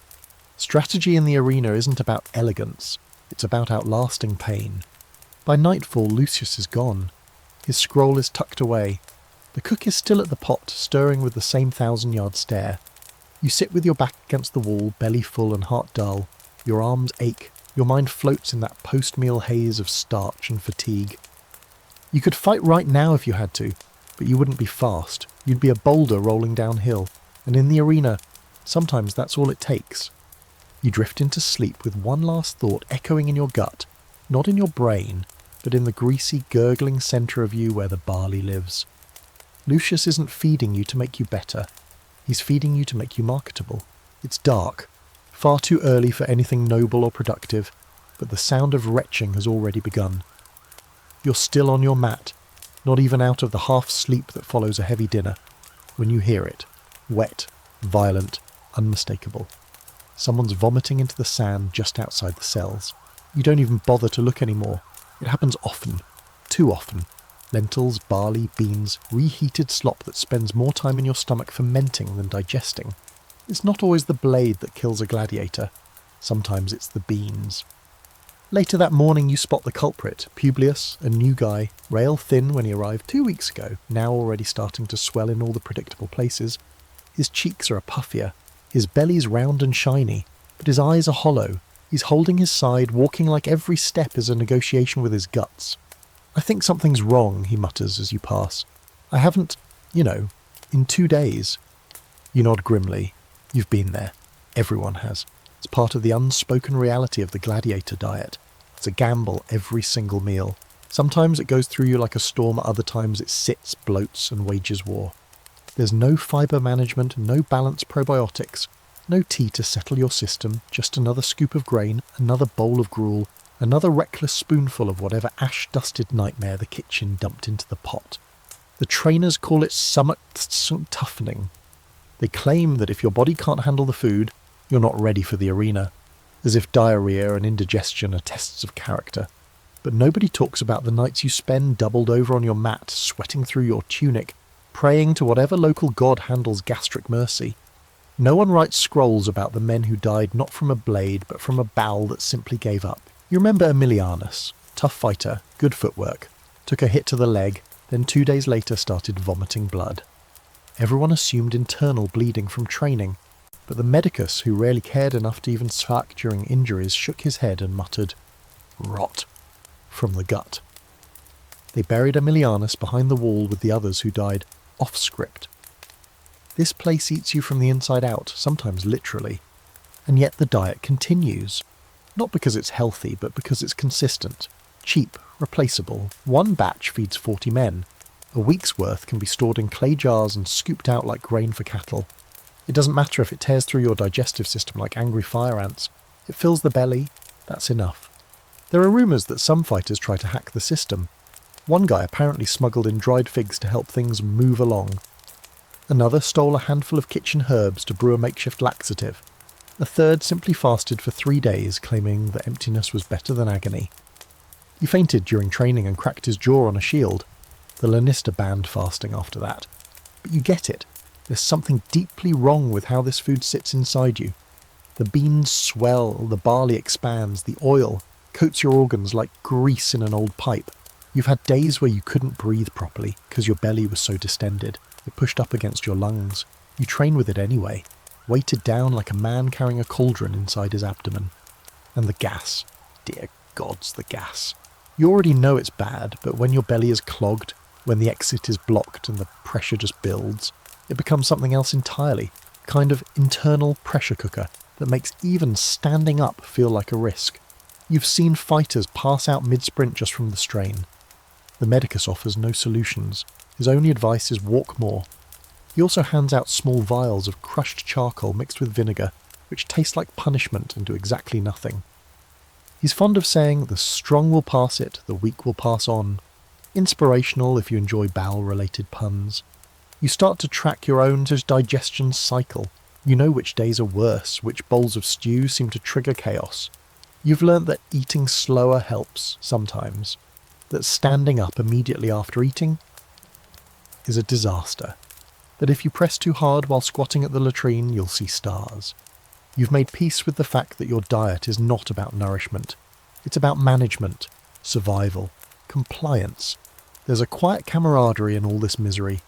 You and your fellow fighters make eye contact after meals, silently judging the consistency of each other's grimaces. Someone will let out a groan and immediately 5 others will nod in knowing sympathy.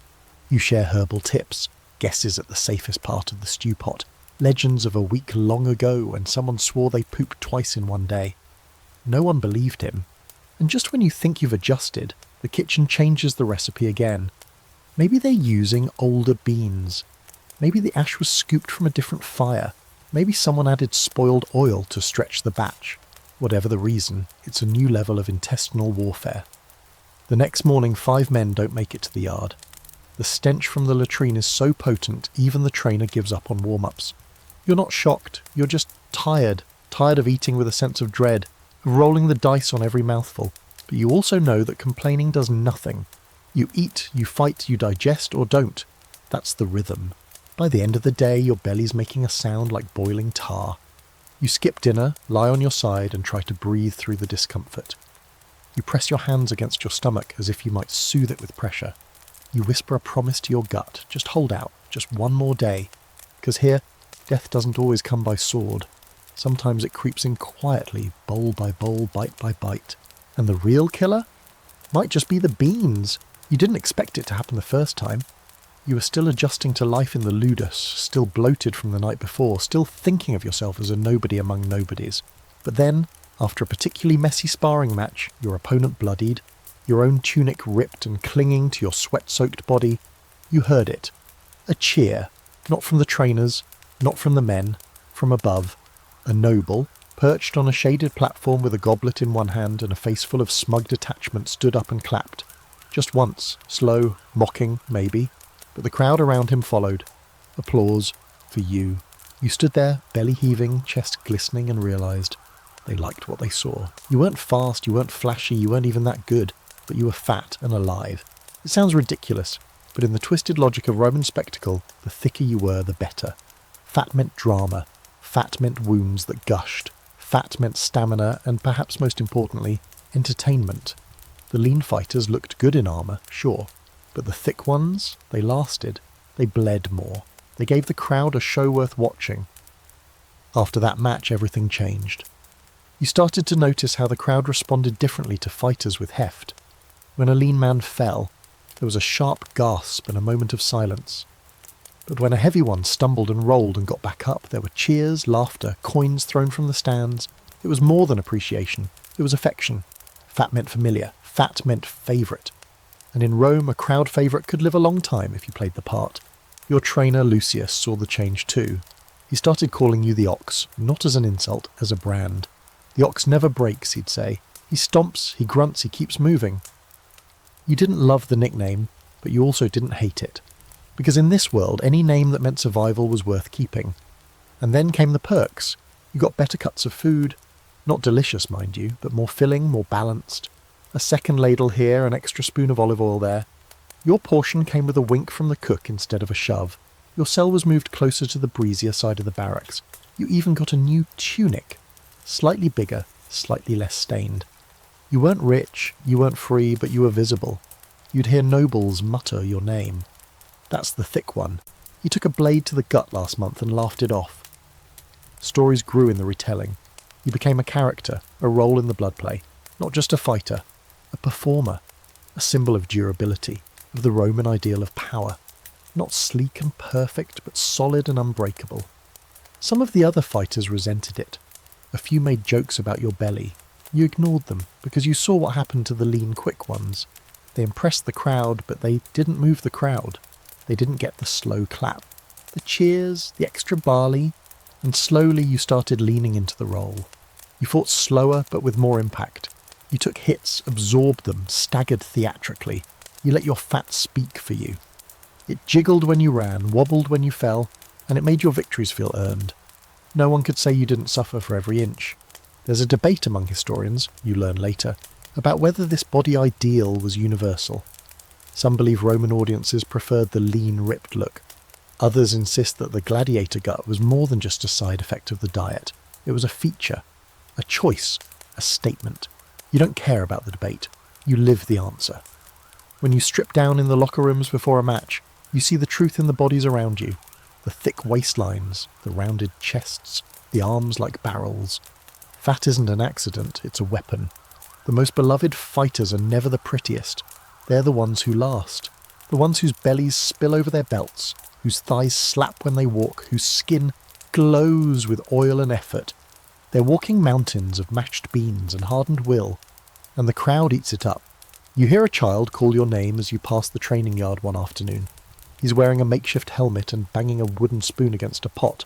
"Ox! Ox! Make the sand shake!" he shouts, giggling. You raise your arm. He cheers like you're Jupiter himself. There's something unnerving about being adored for your weight. You spent your whole life before the ludus being told that fat was weakness, indulgence, lack of control.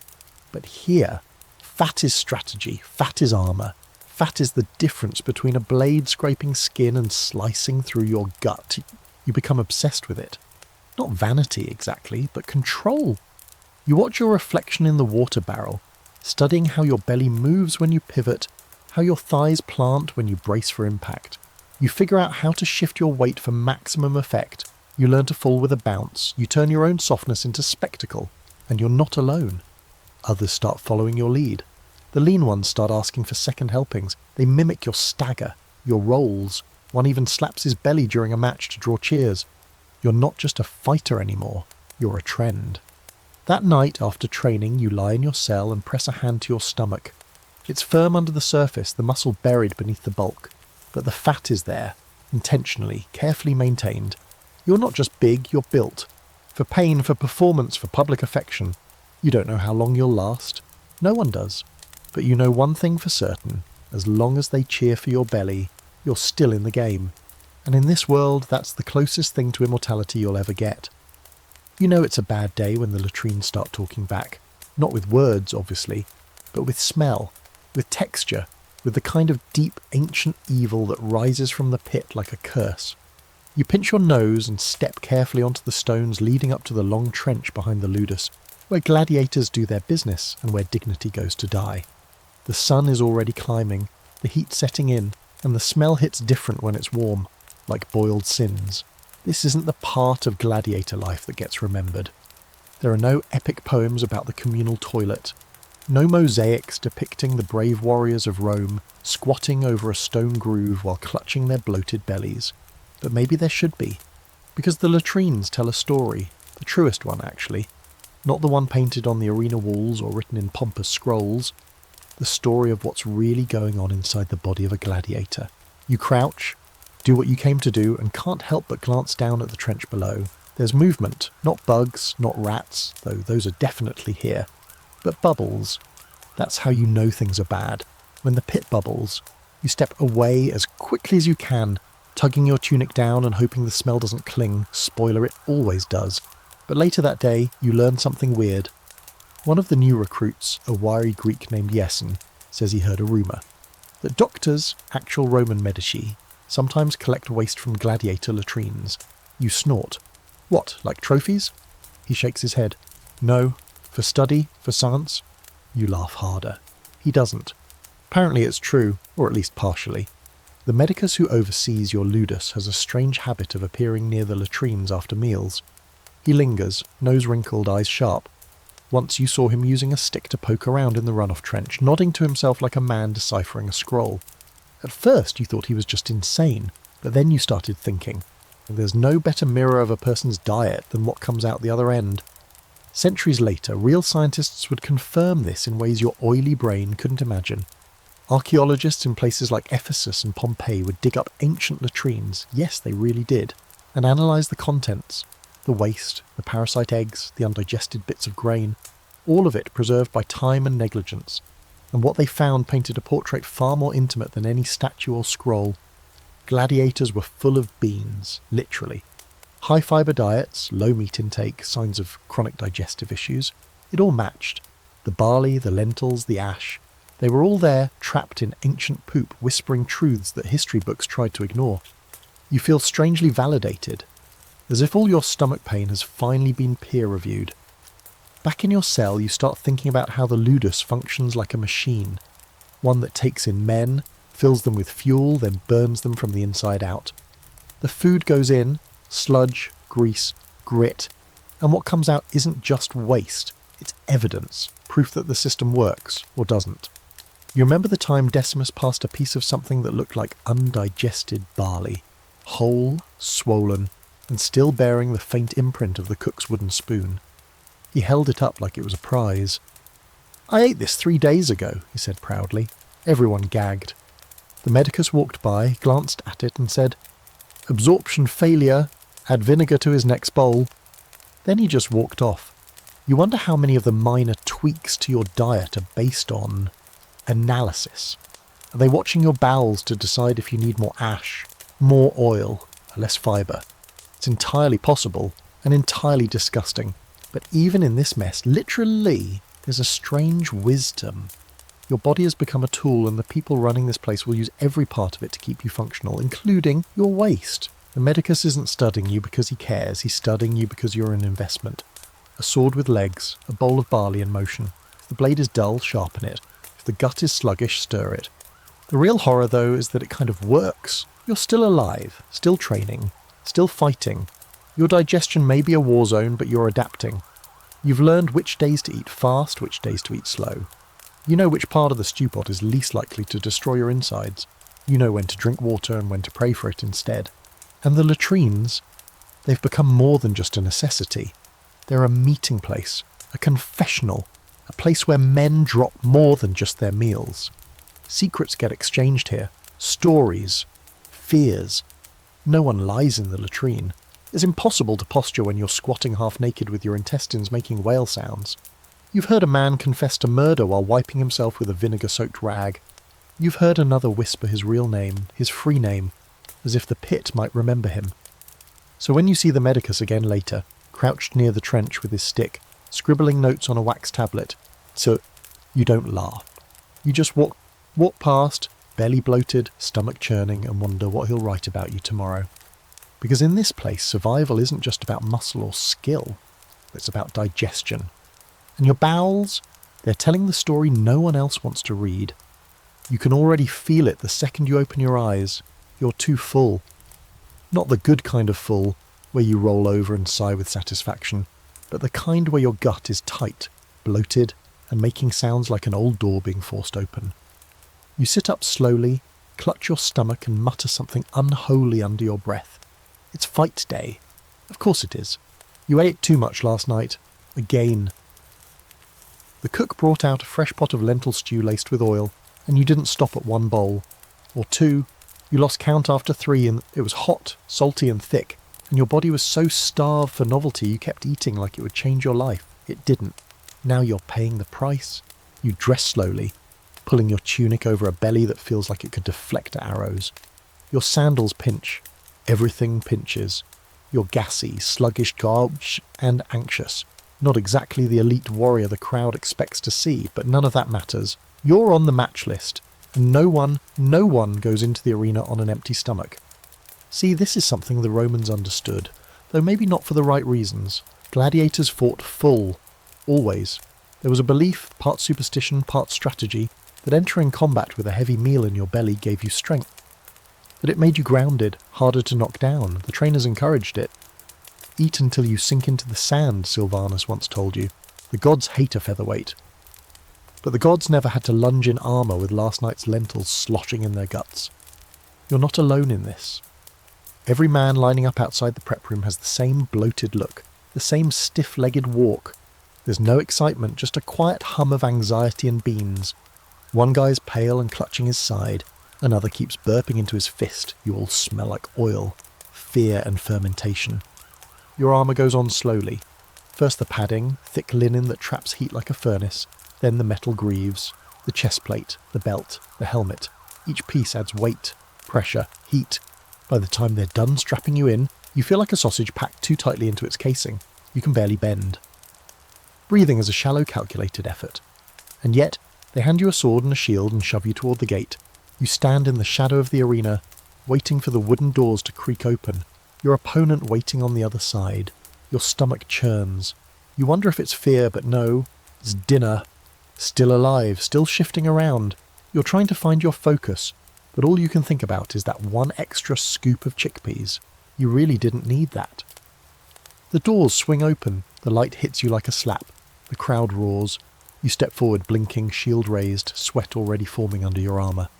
The sand is hot. The air smells like blood, oil, and roasted onions from a vendor cart up in the stands. Your feet sink slightly with each step, and every move feels like you're dragging a cauldron inside you.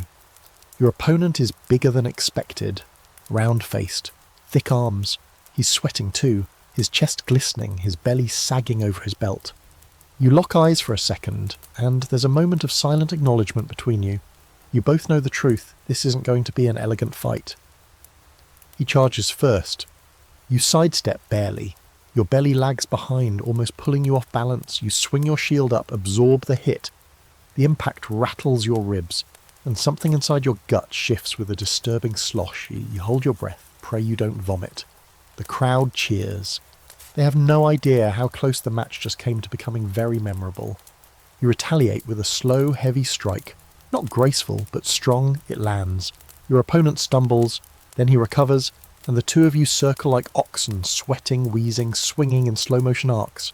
There's no finesse here, just grunts and pressure and the awful awareness that every move could trigger a digestive situation.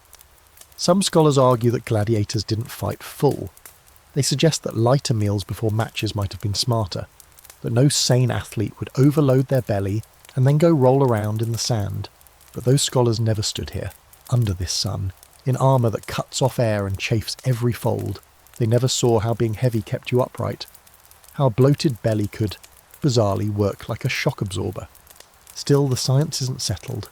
Some ancient texts claim that fighters were fasted before combat to make them more alert, more vicious. Others describe large meals meant to dull fear. In your experience, it's not one or the other, it's both. You're terrified, you're stuffed, and you're pushing through because you have no other choice. The match drags on, neither of you has landed a critical blow. You're both tired, heavy, dripping oil and sweat into the sand. Then he slips, barely, but it's enough. You lunge, blade first, and catch him in the thigh. Not deep, but bloody. The crowd screams. He goes down. You step back, chest heaving, stomach threatening to revolt. You raise your sword as ordered. The final gesture, you await the verdict. The crowd chants. A thumb goes up. He lives. You nod. Relief, but also nausea. The fight is over.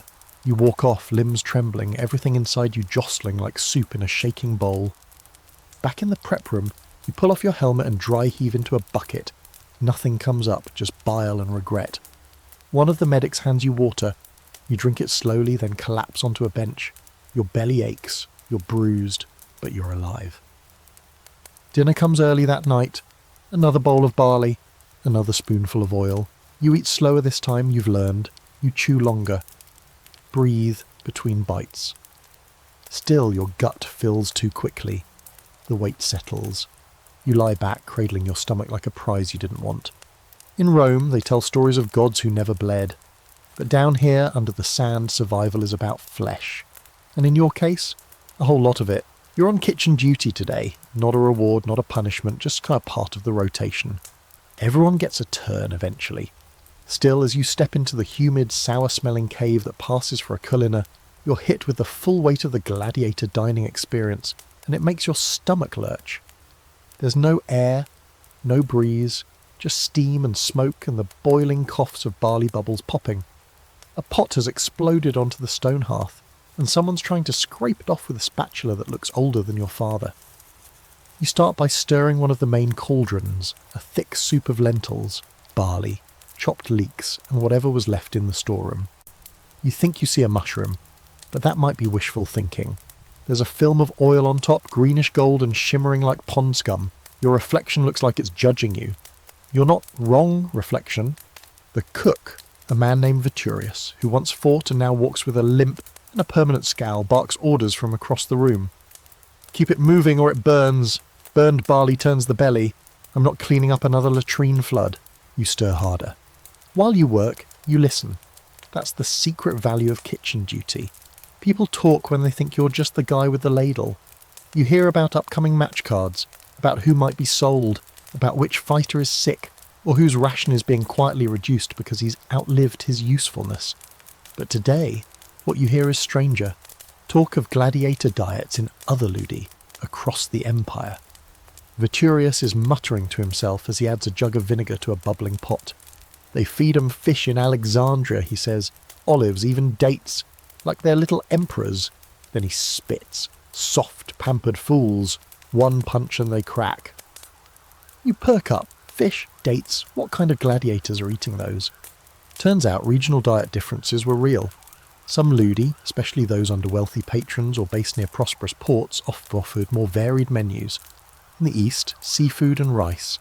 In Hispania, nuts, wine-soaked bread, even cheese.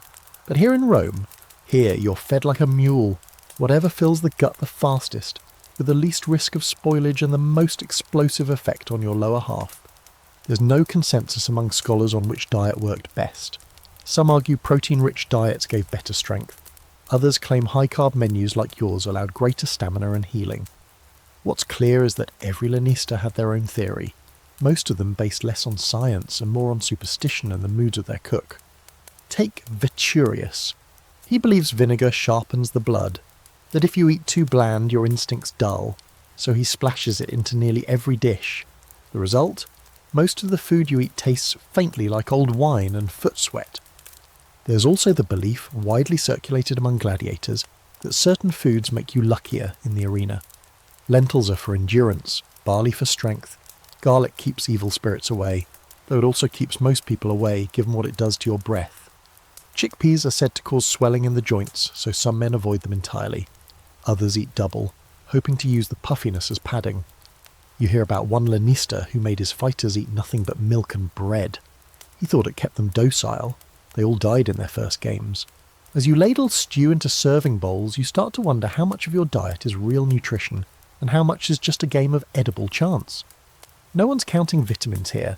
There's no ratio of carbs to fats, no performance shakes, just thick sludge made of yesterday's crops and the whisperings of men who once took a blade to the gut and lived to tell you how a little more oil would have softened the blow, but you can't deny the effect it's had. You've gotten thicker, stronger, your arms don't tire as quickly, your legs, though sore, feel rooted like trees, and your belly, round and stubborn, has taken hits that would have folded you in half just a month ago. Still you crave something else, not just for taste, but for texture. You want crunch, crisp, something you have to chew more than twice. You think about apples, roasted meat, crusty bread, even cold milk. Anything but another soft, warm, whisperingly sour bite of barley. Veturius ladles a bowl of stew and hands it to you. Eat while it's hot, he says. Cold stew is the food of the damned. You sit in the corner and do as you're told. You chew slowly, mouth half numb from familiarity. It's not bad, it's not good. It's just fuel. That's what food is now. Not pleasure, not a ritual, just what you put in so your body doesn't quit halfway through getting hit in the head. As you eat, a few other fighters drift into the kitchen. They hover near the hearth, sniff the air like starving dogs, and one of them, Lucan, leaner than most, twitchy from nerves, asks, "Anything different today?" You shake your head. "Same." He looks disappointed but still grabs a bowl. You finish your meal, wipe your mouth with the back of your hand and get back to work. There are more pots to stir, more bowls to fill, more men to feed. And as you scrape the bottom of the main cauldron, you find the worst part. A burned crust of barley stuck to the stone. Blackened. Bitter. It smells like regret. Veturius sees you looking at it and grins. "That's the strongest part," he says. "That's where the power is." You scrape it off with a knife and throw it into the next batch. Because in this world, that's how food works, not for joy, not for taste, but for whatever keeps you on your feet one more day. You're sitting on a wooden bench, belly full, legs outstretched, sweat cooling on your arms in the dying light of afternoon. Across from you, two younger fighters are arguing over the merits of barley versus lentils, as if the choice is ever truly yours. One swears lentils make him quicker on his feet. The other claims they slow his thoughts but thicken the blood, whatever that means. You smirk. It's not the first time you've heard fighters talk like philosophers after a meal, and it won't be the last. The thing is, no one here really knows what's true. There are no scientists in the Ludus, just trainers, cooks, medics, and fighters trying to survive. And yet, amid the ash, sweat, and daily bloating, strange little theories blossom, folk science, fighter logic, and half-remembered medical wisdom pass down like sacred truth. It's what fills the silence between drills, the conversations over bland meals, the desperate need to make sense of why your guts sound like thunder after a bowl of beans. One theory making the rounds lately is that eating garlic before a fight boosts aggression. Gets the blood hot, Decimus said last week while stuffing raw cloves into his mouth like a madman. Makes your eyes sharper too. The next day he spent the entire match with watery eyes and breath so strong it cleared a 10-foot radius. He lost the fight, but he swore it worked. You've heard others swear by vinegar. Some believe it wakes the muscles, others say it balances the humours. Silvanus, your grizzled trainer, drinks a splash with every meal and hasn't smiled once since you've known him. You don't know if that's from the vinegar or the job. There's a whole category of gladiator beliefs that fall into the don't eat this before a match realm. Chickpeas are said to cause joint stiffness. Bread makes you slow. Beans are good, but only if eaten the night before, not the morning of. One guy, probably joking but impossible to tell, said figs make you bleed faster. He might not be wrong. You've had fig days that didn't go well. You begin to realise that in a place where food is limited and performance is everything, superstition rushes in to fill the gaps. You can't control what you're served, but you can control how you interpret it. If you believe barley makes you tougher, maybe it does. If vinegar makes your arm feel steadier, who's to say it isn't real? Even the medics feed into it. The medicus keeps a collection of strange powders, ground roots, crushed seeds, little bundles of herbs tied with string. Some are added to your meals on the special days. For swelling, he'll mutter, or to cool the bile. No one knows what any of it actually does. It might be medicine, it might be seasoning, it might just be theatre. You once asked him directly, do these herbs actually help? He looked up from his tablet and said, do you fight better when you think they do? You nodded.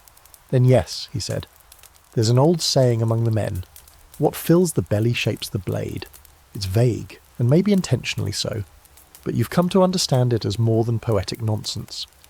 Your diet doesn't just fuel you, it moulds you. You fight differently depending on what's inside you. On days when your meal is light, rare, but it happens, you move faster. You dodge more. On heavy days you lean in, soak the hits, become a wall apple. You don't just adapt your fighting style to your opponent, you adapt it to your digestion. That, in its own twisted way, is a kind of intelligence. Gladiators aren't dumb no matter how the history paints them. You've seen men who can barely read break down combat strategy like they are solving a puzzle. You've seen others adjust their diets in tiny, careful ways, less stew, more bread, skip the ash water, based entirely on how their bodies respond. It's not science, it's instinct, but it's smart.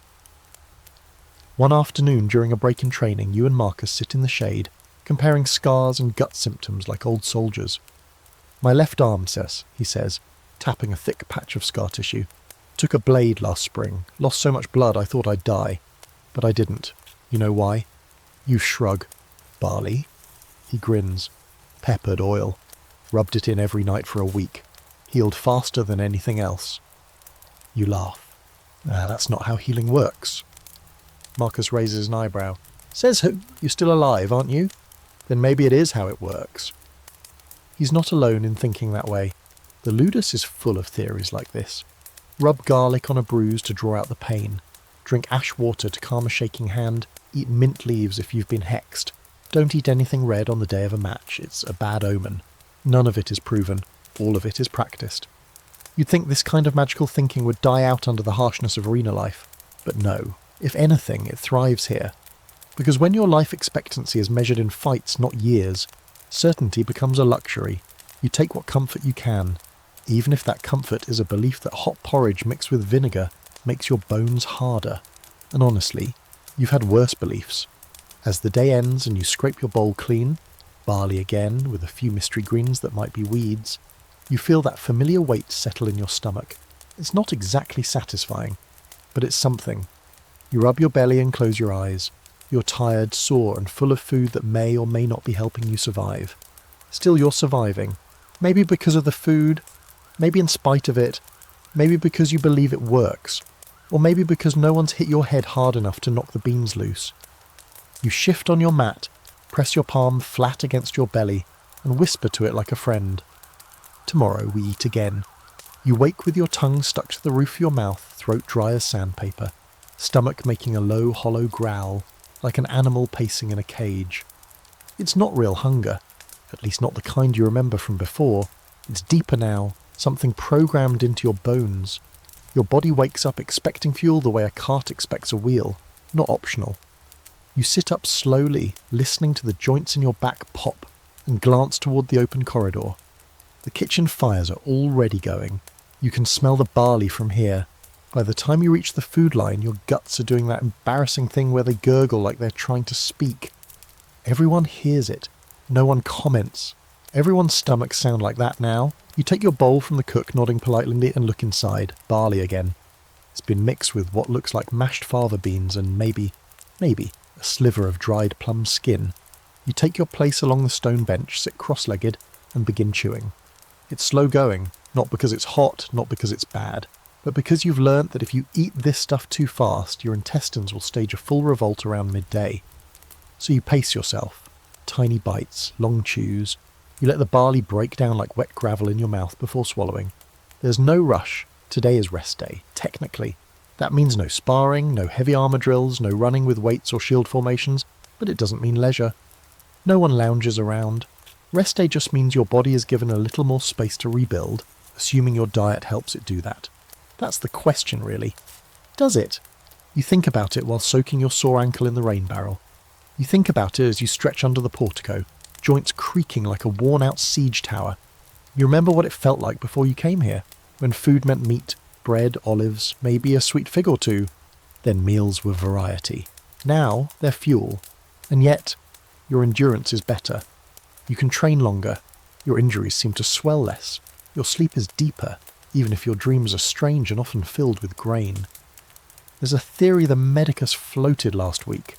One of the rare moments he decided to talk like a teacher instead of a bored butcher. He said the barley-based diet promotes not just strength but recovery, that the steady, slow-releasing energy of grains keeps your muscles from breaking down too fast, that the high-fibre bulk forces your digestion to slow, which somehow gives the body more time to repair itself. You squinted at him and said, "So I fight better because I poop slower?" He didn't laugh, he just nodded. That's how you end up half believing it. Not because it's proven, but because something about it feels true. You do feel tougher. Not leaner, not faster, but tougher. You've gone from feeling like a man in a body to feeling like a body in armour. A walking mass of muscle, fat, bruises, and barley. And somehow it works. After breakfast, you head to the quiet part of the yard where the trainers go to take notes and occasionally pretend to care about philosophy. You find a quiet corner and start your own ritual. Slow movement drills, stretches, body control. It's not glamorous. You're not flinging swords around or breaking anything. You're just bending, twisting, breathing, learning how to move your body with all its new bulk. And there's so much of it now. Your thighs rub constantly. Your chest jiggles when you jog. Your belly, well, it's become a permanent part of your profile. You've named it. It bounces when you take stairs too fast and wobbles when you roll. But more than once it's absorbed a blow that would have broken your ribs. There's still a kind of disbelief that clings to you even now. You never thought fat would make you better. You were raised on images of statues, marble torsos with sculpted abs, lean limbs, carved perfection. But none of those statues ever had to survive 6 fights in a month. None of them had to block a mace with their gut and keep swinging. Here in the arena, perfection is a liability. What you need is density, mass, resilience, and yeah, fat. And even the trainers have stopped trying to slim anyone down. The older guys, the ones who've survived a dozen matches or more, are thick. Their armour barely fits. Their belts strain so that they don't fall. They don't shatter. They get hit, bleed, grunt and win. You meet a veteran named Faustus during lunch. He's enormous. His belly rests on his lap like it has its own opinions. He's survived 20 matches, and he eats like a man building a fortress from the inside out. You ask him his secret. He pats his gut and says, "Keep it full, keep it soft, or the blade doesn't bite so deep that way." You believe him? Still, not everyone agrees. There's a silent tension among some of the younger fighters, new arrivals who still believe that lean muscle wins fights. You see them skipping meals, cutting portions, chewing only half their bread. They want to look like the statues. They want the crowd to see a real warrior. But the crowd, they cheer loudest when the fight lasts the longest. And that doesn't happen when you go in with nothing cushioning your ribs. One of those new guys, Tiberius, gets a chance in the pit next week. He's fast, sharp, but small. He's been turning his nose up at the barley, drinking only water, eating little more than dried fruit. You watch him spar, and yeah, he's agile, but you also watch him wheeze after 3 minutes. You know how this ends. Crowd loves a flash, but they remember the thud. The sound of a heavy man landing hard, getting up and fighting again. As the sun begins to set, you head back to your cell. Dinner is more stew, this time barley and turnips. Not exciting, but solid. You eat it slowly, thinking about everything your body has become, everything it's absorbed, everything it now expects. You don't eat like a man anymore. You eat like a machine. Slow fuel, steady fire. And as you lie down, belly warm, joints loose, breath slow, you don't feel sharp, you feel ready. Not lean, not fast, just built to last. You can smell the salt before you even taste it. It's sharp, stinging, almost metallic, the way dried sweat smells on sun-baked armour, or the rim of a helmet that's seen one too many midday drills. You're halfway through your barley and bean stew when it hits you. Today's batch is saltier than usual. Not by accident. This is deliberate. Glance up from your bowl and sure enough others are noticing too. Lucan's already drained his entire water cup and is chewing with the face of a man being slowly pickled. You follow suit, but you know better than to drink too fast. They are up to something. Salt isn't just flavour here. It's strategy. It's control. It's part of a quietly managed system that keeps you standing when everything else tries to knock you over. You've learned to pay attention when the flavour of your food changes, because it always means someone's trying to tweak something behind the scenes. More salt? That usually means an endurance test is coming. Salt retains water. Water keeps you alive. This is the Roman electrolyte theory in action. And while the science wouldn't be clear for another couple thousand years, the logic is already present. The medicus said it once, while inspecting a fighter who passed out mid-drill. Sweat without salt is death by inches. You didn't understand it then. You do now. And salt keeps the blood thicker, keeps you from losing too much through your pores, keeps you from going pale and dropping in front of a crowd. But like everything else in the ludus, there's a price. Salt means thirst, constant, unquenchable thirst.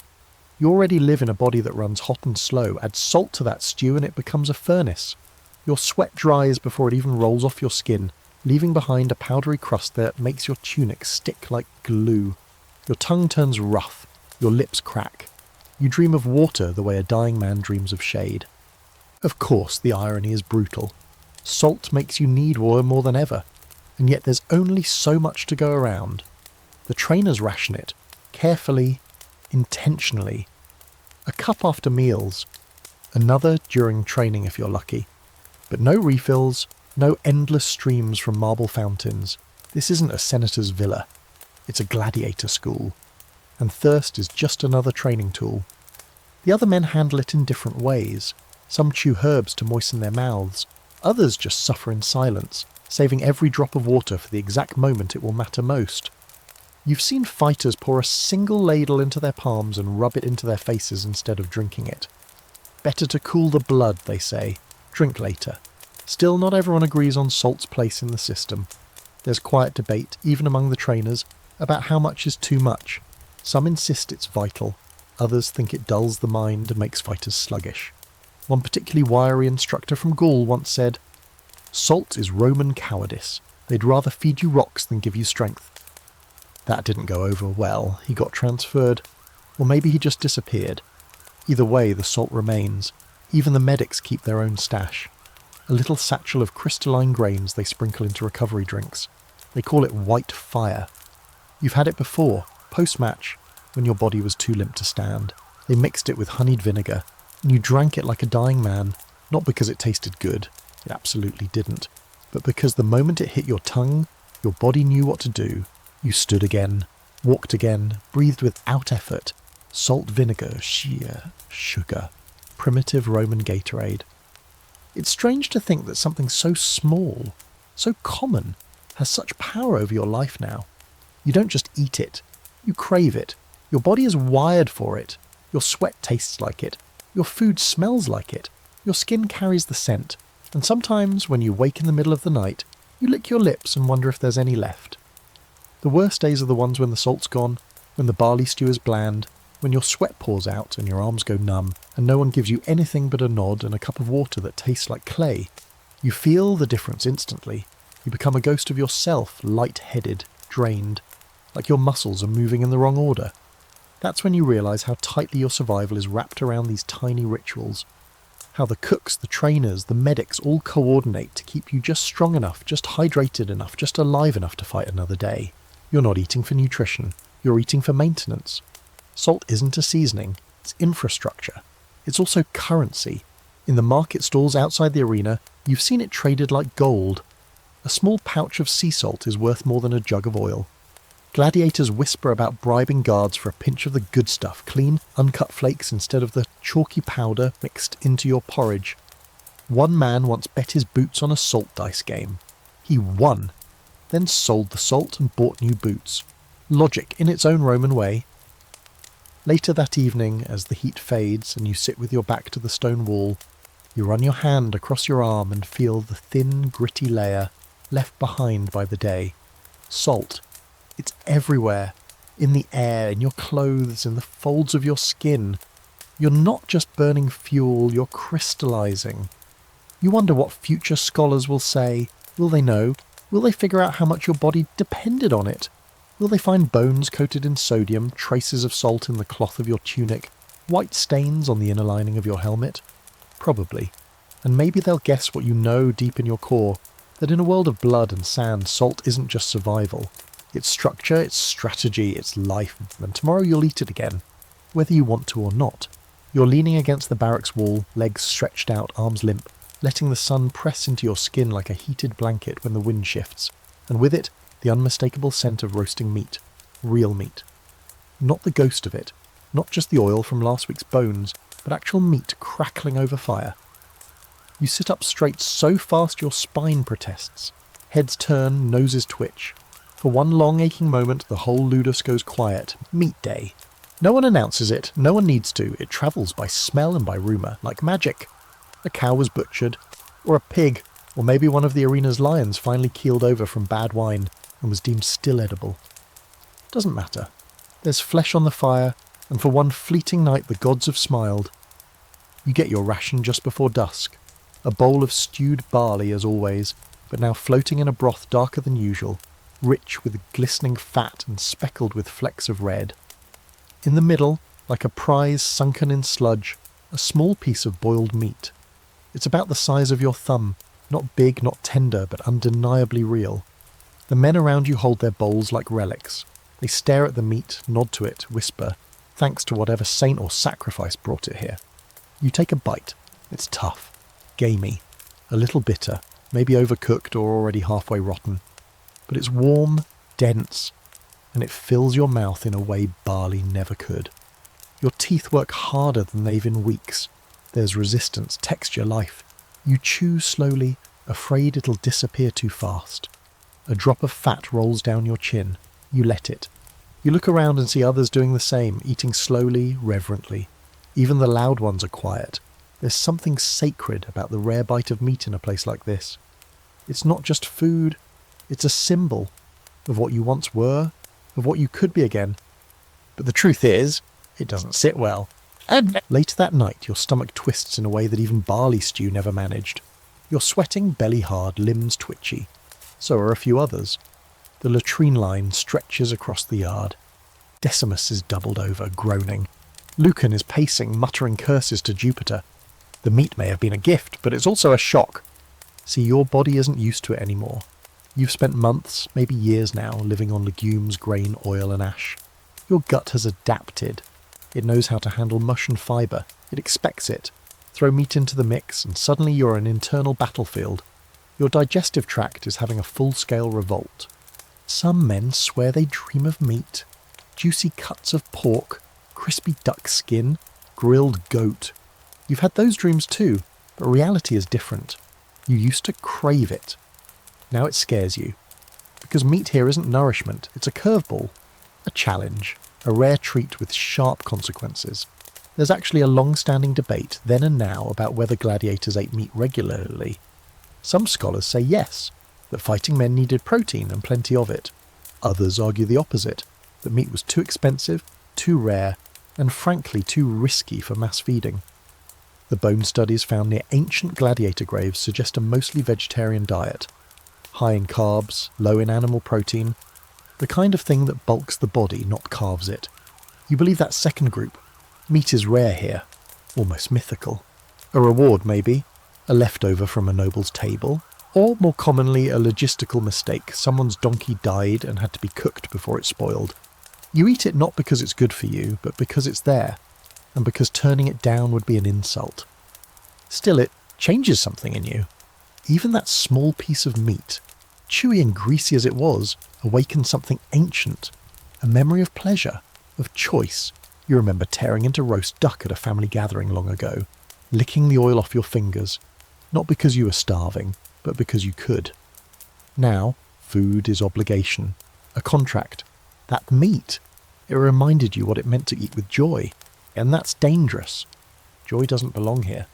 Joy makes you soft, makes you hesitate. You fight better when your belly is dull, your heart empty, your mind focused on nothing but the blade. Indulgence is a luxury you can't afford, but gods, it tasted real. You haven't stopped thinking about it all evening. Even Sylvanus, who normally eats like a stone statue, seemed more relaxed after the meal. He leaned back, his hands over his belly, and muttered, "Meat like that used to mean celebration. Now it means some idiot noble brought the wrong gift." You asked him what he meant, and he pointed toward the arena. That meat was a favour. A treat, a bribe. You'll see. You did. The next morning the fight roster was posted, and half the men who got meat last night are on it.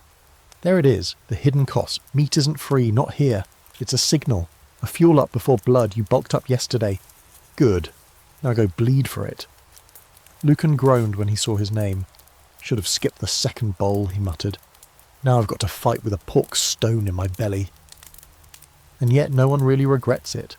Because even if meat is a curse in disguise, it's something. It breaks the sameness. Reminds you that food used to be more than just survival. You might pay the price in pain, in sweat, in a poorly timed cramp mid-swing. But for that one bite, that one rare, greasy, sinewy bite, you'd do it all again. You're hunched over the edge of the practice ring, the smell of sweat and churned up dust clinging to your skin. When it hits you, a craving so specific and sudden, it actually makes you stop mid-drill. Bread. Not the kind you get here, flat and bland and tough as a leather sandal. No, you want soft, crusty bread. Warm, fluffy inside, maybe dusted with flour, maybe dipped in oil, maybe dipped in nothing, just pulled apart with your hands and devoured like it's the last good thing left in the world. Your stomach groans in agreement. You look down at it, round and tense under your belt, and sigh. You've fed it barley, beans, vinegar, and mystery herbs for months. But it wants bread, the kind that tears clean. That makes you feel human, not heavy, not slow, just satisfied. You mention it later, jokingly, to Marcus. He laughs so hard he nearly spits up his stew. You want the baker's life. Go fake a limp and beg outside a temple. Otherwise it's porridge forever. He has a point. Gladiator food isn't about taste, it's about utility. Every bite is a tool. But there's something deeply psychological about this food monotony that starts to mess with you over time. The repetition, the sameness, the daily ritual of chewing something you could identify blindfolded. You don't look forward to meals anymore, you endure them. Food isn't pleasure, it's maintenance, like brushing armour or sharpening a blade. A task, not a joy. And that does something to your mind. It's hard to explain to someone who's never lived on a diet designed for output rather than delight. But when your food never changes, when every meal is a lukewarm bowl of beige, your thoughts start to flatten too. You stop daydreaming. You stop hoping. Even your memories of real flavour get fuzzy. Was that apricot sweet or tart? Did meat used to melt or crunch? You try to recall the taste of garlic roasted in oil, and all you get is the bitter burn of raw cloves from your last indigestion episode. Some of the others talk about it quietly like it's a kind of illness. Flavour fatigue, Lucan calls it. First it steals your joy, then your hunger, then your fight. You believe him. You've seen men start skipping meals, not to starve, but because they can't face another mouthful of the same. They train slower. Their eyes go dull. They don't die in the arena. They fade out long before that. And yet you keep eating, because you have to. You remember something the medicus said once, half to himself, half to no one at all. Starvation doesn't just take the body, it takes the will. The barley keeps them alive, the oil keeps them moving, but the sameness keeps them compliant. You didn't know what to make of that then. Now it rings in your ears every time you lift your spoon. Still, every now and then something breaks the cycle. A hint of honey in the stew, a rogue piece of carrot, a new herb stirred in by a bored cook. These things are tiny, laughable really, but they light up your brain like a torch in a cave. You chew slower, you savour, you talk about it with the others like it was a miracle. Did you taste the cumin? No, it was rosemary. Rosemary's for injuries. Exactly. It becomes a form of gossip, of hope. A single note of flavour can feel like an act of rebellion, which is probably why it's so rare. Lucius, your trainer, understands this better than anyone. He once told you that consistency was a kind of mercy. Too much flavour and you forget your purpose, he said. Too little, and you start asking questions. He didn't elaborate. He didn't have to. You got the message. Food isn't meant to lift you, it's meant to hold you in place. You think about this during dinner. Another bowl of what you've started calling sand glue. Barley, bean mash, oil, and a single boiled onion slice. You eat it in silence, eyes half-lidded, tongue numb to the experience. The men around you are doing the same. Some slurp, some chew mechanically. No one speaks, no one smiles. It's not punishment, it's procedure. But something's changed in you. Lately you've started to dream in flavours, not memories. Dreams, imagined meals, things you've never even tasted. Spiced wine with orange peel, roasted lamb drizzled with honey, crusty bread with figs baked inside. You wake with your mouth watering, your body aching in places your training never touched. Hunger, not of the belly, but of the soul. And that might be the most dangerous hunger of all, because it reminds you of life before this, of choice, of joy, and those are things you can't afford to dwell on, not here, not when your next fight is in 3 days and your intestines are still recovering from meat day. So you push the dreams down, you chew your barley, you pretend it's fine, because the food might be bland, but the discipline, the routine, that's what keeps you alive. And yet, sometimes late at night, after the torches have burned low and the only sound is the slow creaking of the barracks roof, you imagine that bread again. You imagine the crust cracking between your teeth. You imagine tearing off a piece warm from the oven, dipping it in oil that doesn't taste like regret. And for a moment you feel human, just for a moment. Then your belly grumbles, and it's back to barley. There's something funny, darkly funny, about how your body starts to accept its new shape. At first you resist it. The extra weight, the swollen gut, the slow way you now have to roll out of bed, like a tipped-over amphora. But over time it becomes normal, expected. You stop mourning the loss of your leaner self and start adjusting to the bulk. Not just accepting it, using it. Your body isn't what it used to be, but here's the twist, it's better. Not better in the way statues are better. Not chiselled, symmetrical, admired by poets, but better in the sense that it functions exactly how this brutal world needs it to. You're heavier, slower, but harder to break. You've turned softness into armour, girth into strategy. Your belly, once a sign of indulgence, is now your built-in shock absorber. You feel every step, every swing, every fall differently than before, and you survive. Today's match proves it. It's a morning bout. Hot sun, sparse crowd, dust thick in the air. You're paired against a wiry type from the provinces. Young, fast, all whipcord arms and cocky footwork. He circles you like he's already won. You keep your guard low, not because you're careless, but because you know what's coming. A lunge, a flourish, something meant to impress the audience more than hurt you. He strikes. You step in, take the hit to your shoulder, not a clean blow, just a scrape, and use your full body to ram him sideways. He doesn't expect it. His body slams into yours, finds no give. just meat and weight and a chest built like a rolling boulder. He bounces off, falls flat. You raise your sword, the crowd cheers, not because it was graceful, but because it worked. You don't win by being pretty, you win by being unmovable.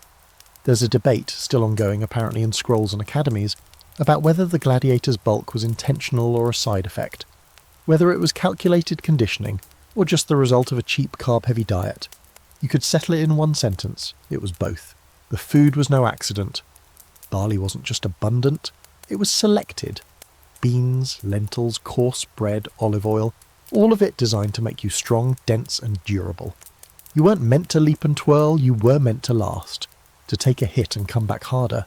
The fat wasn't weakness, it was insulation, protection, momentum. It wasn't there despite the diet, it was there because of it. That doesn't mean it's easy. After the match, your body protests. Every joint aches. Your belly is tender from the clash. You hobble back to the barracks, strip off your armour with shaking hands, and slump against the wall. A bowl of food is waiting, barley of course, with a few slices of boiled radish swimming near the surface. You eat it slowly, not because you're savouring it, but because chewing hurts less than moving. Lucius passes by and grunts. You looked heavy out there. You smile. Good. That's the point. He nods. They liked it. Then he moves on. You lie back, full again, every breath a groan, and you think about how your body has become something between a weapon and a burden. You miss feeling light, agile, but you don't miss being vulnerable. This new body might creak and swell and ache, but it endures, and in the arena, that's the currency that counts. The new recruits still whisper behind your back, "He's too slow, he's gone soft." But they've never taken a spear to the gut and walked away. They've never landed on their side and felt fat absorb the shock like padding. They don't understand that in this life, grace is optional, mass is mandatory. You remember one fight months ago, your third maybe, when you were still figuring things out. You dodged, danced, struck fast. You thought speed was your friend. Then you met a man twice your size, slow as the moon, and he nearly folded you in half with a single body slam. That night your dinner tasted like blood. That's when you started embracing the weight. The system made you like this, and honestly, you're thankful. Because there's a quiet dignity in being hard to kill. You eat, you train, you swell, you fight. Not because you're weak, not because you've let yourself go, but because this body, greasy, bloated, sweating and sore, works. It gets you up, gets you through, gets you back in the ring. That's not just survival, that's strategy. As night falls and the torches flicker, you sit outside your cell and press a hand to your belly. It's firm now, round and stretched, still humming from the match. You can feel bruises forming beneath the skin. You can also feel life, movement. Your stomach gurgles and you chuckle. It's talking again, always talking. You whisper back, "We did it." Because in the end, this disgusting, greasy, fibre-packed diet didn't break you. It built you. And now here you are, lying flat on your back in the dark, your stomach full again, and your mind drifting somewhere between exhaustion and clarity. The barracks are quiet. The other fighters snore in their sleep, soft wheezes and creaks echoing under the wooden beams. A rat scuttles across the floor, undisturbed by the presence of 30 bloated warriors sprawled out like sacks of barley with legs. You breathe in deep, feel your ribs shift under the weight of dinner. Tonight it was the usual. Thick porridge with olive oil and something that might have been boiled celery, but might also have been weeds from the trainer's garden. Didn't matter. It went down, it stayed down, and that's a win. You think back over everything, the endless bowls, the weeks of grinding drills, of bloated bellies and aching thighs, of sweating out yesterday's lentils under a scorching Roman sun. You've learnt to measure time in meals and bruises, to distinguish barley's textures, to recognise when a stew is undersalted, or when someone in the kitchen added just a drop too much vinegar. You've become a student of your own digestion, a quiet observer of what survives inside you and what doesn't, and strangely you're proud of it. Because you've learned what no statue, no myth, no oil-painted epic ever told you. The gladiators weren't sculpted gods, they were human bricks. They were dense, doughy, greasy, slow, and they survived not in spite of it, but because of it. You turn your head toward the tiny window cut into the stone. The moon's up, bright, cold, a contrast to the thick heat pressed between your body and your bedding. Somewhere far beyond this city, people eat for joy, for celebration, for love. Here, you eat for survival. You eat to get up the next day and swing a weapon at someone else doing the same. But deep down, even now, you can't help but wonder, if you ever left this life, would you keep eating like this? Would you still crave the barley? Would your belly shrink again? Or has your body become too loyal to the weight? No answers, just the sound of breathing slow and heavy, like waves against a shore made of stone and sweat and beans, and slowly, with the sand of the day pulling you down, your thoughts quiet. The ache dulls, the food settles, and the rhythm of your body, greasy, bloated, glorious, lulls you towards sleep. You earned that sleep, every last crumb of it.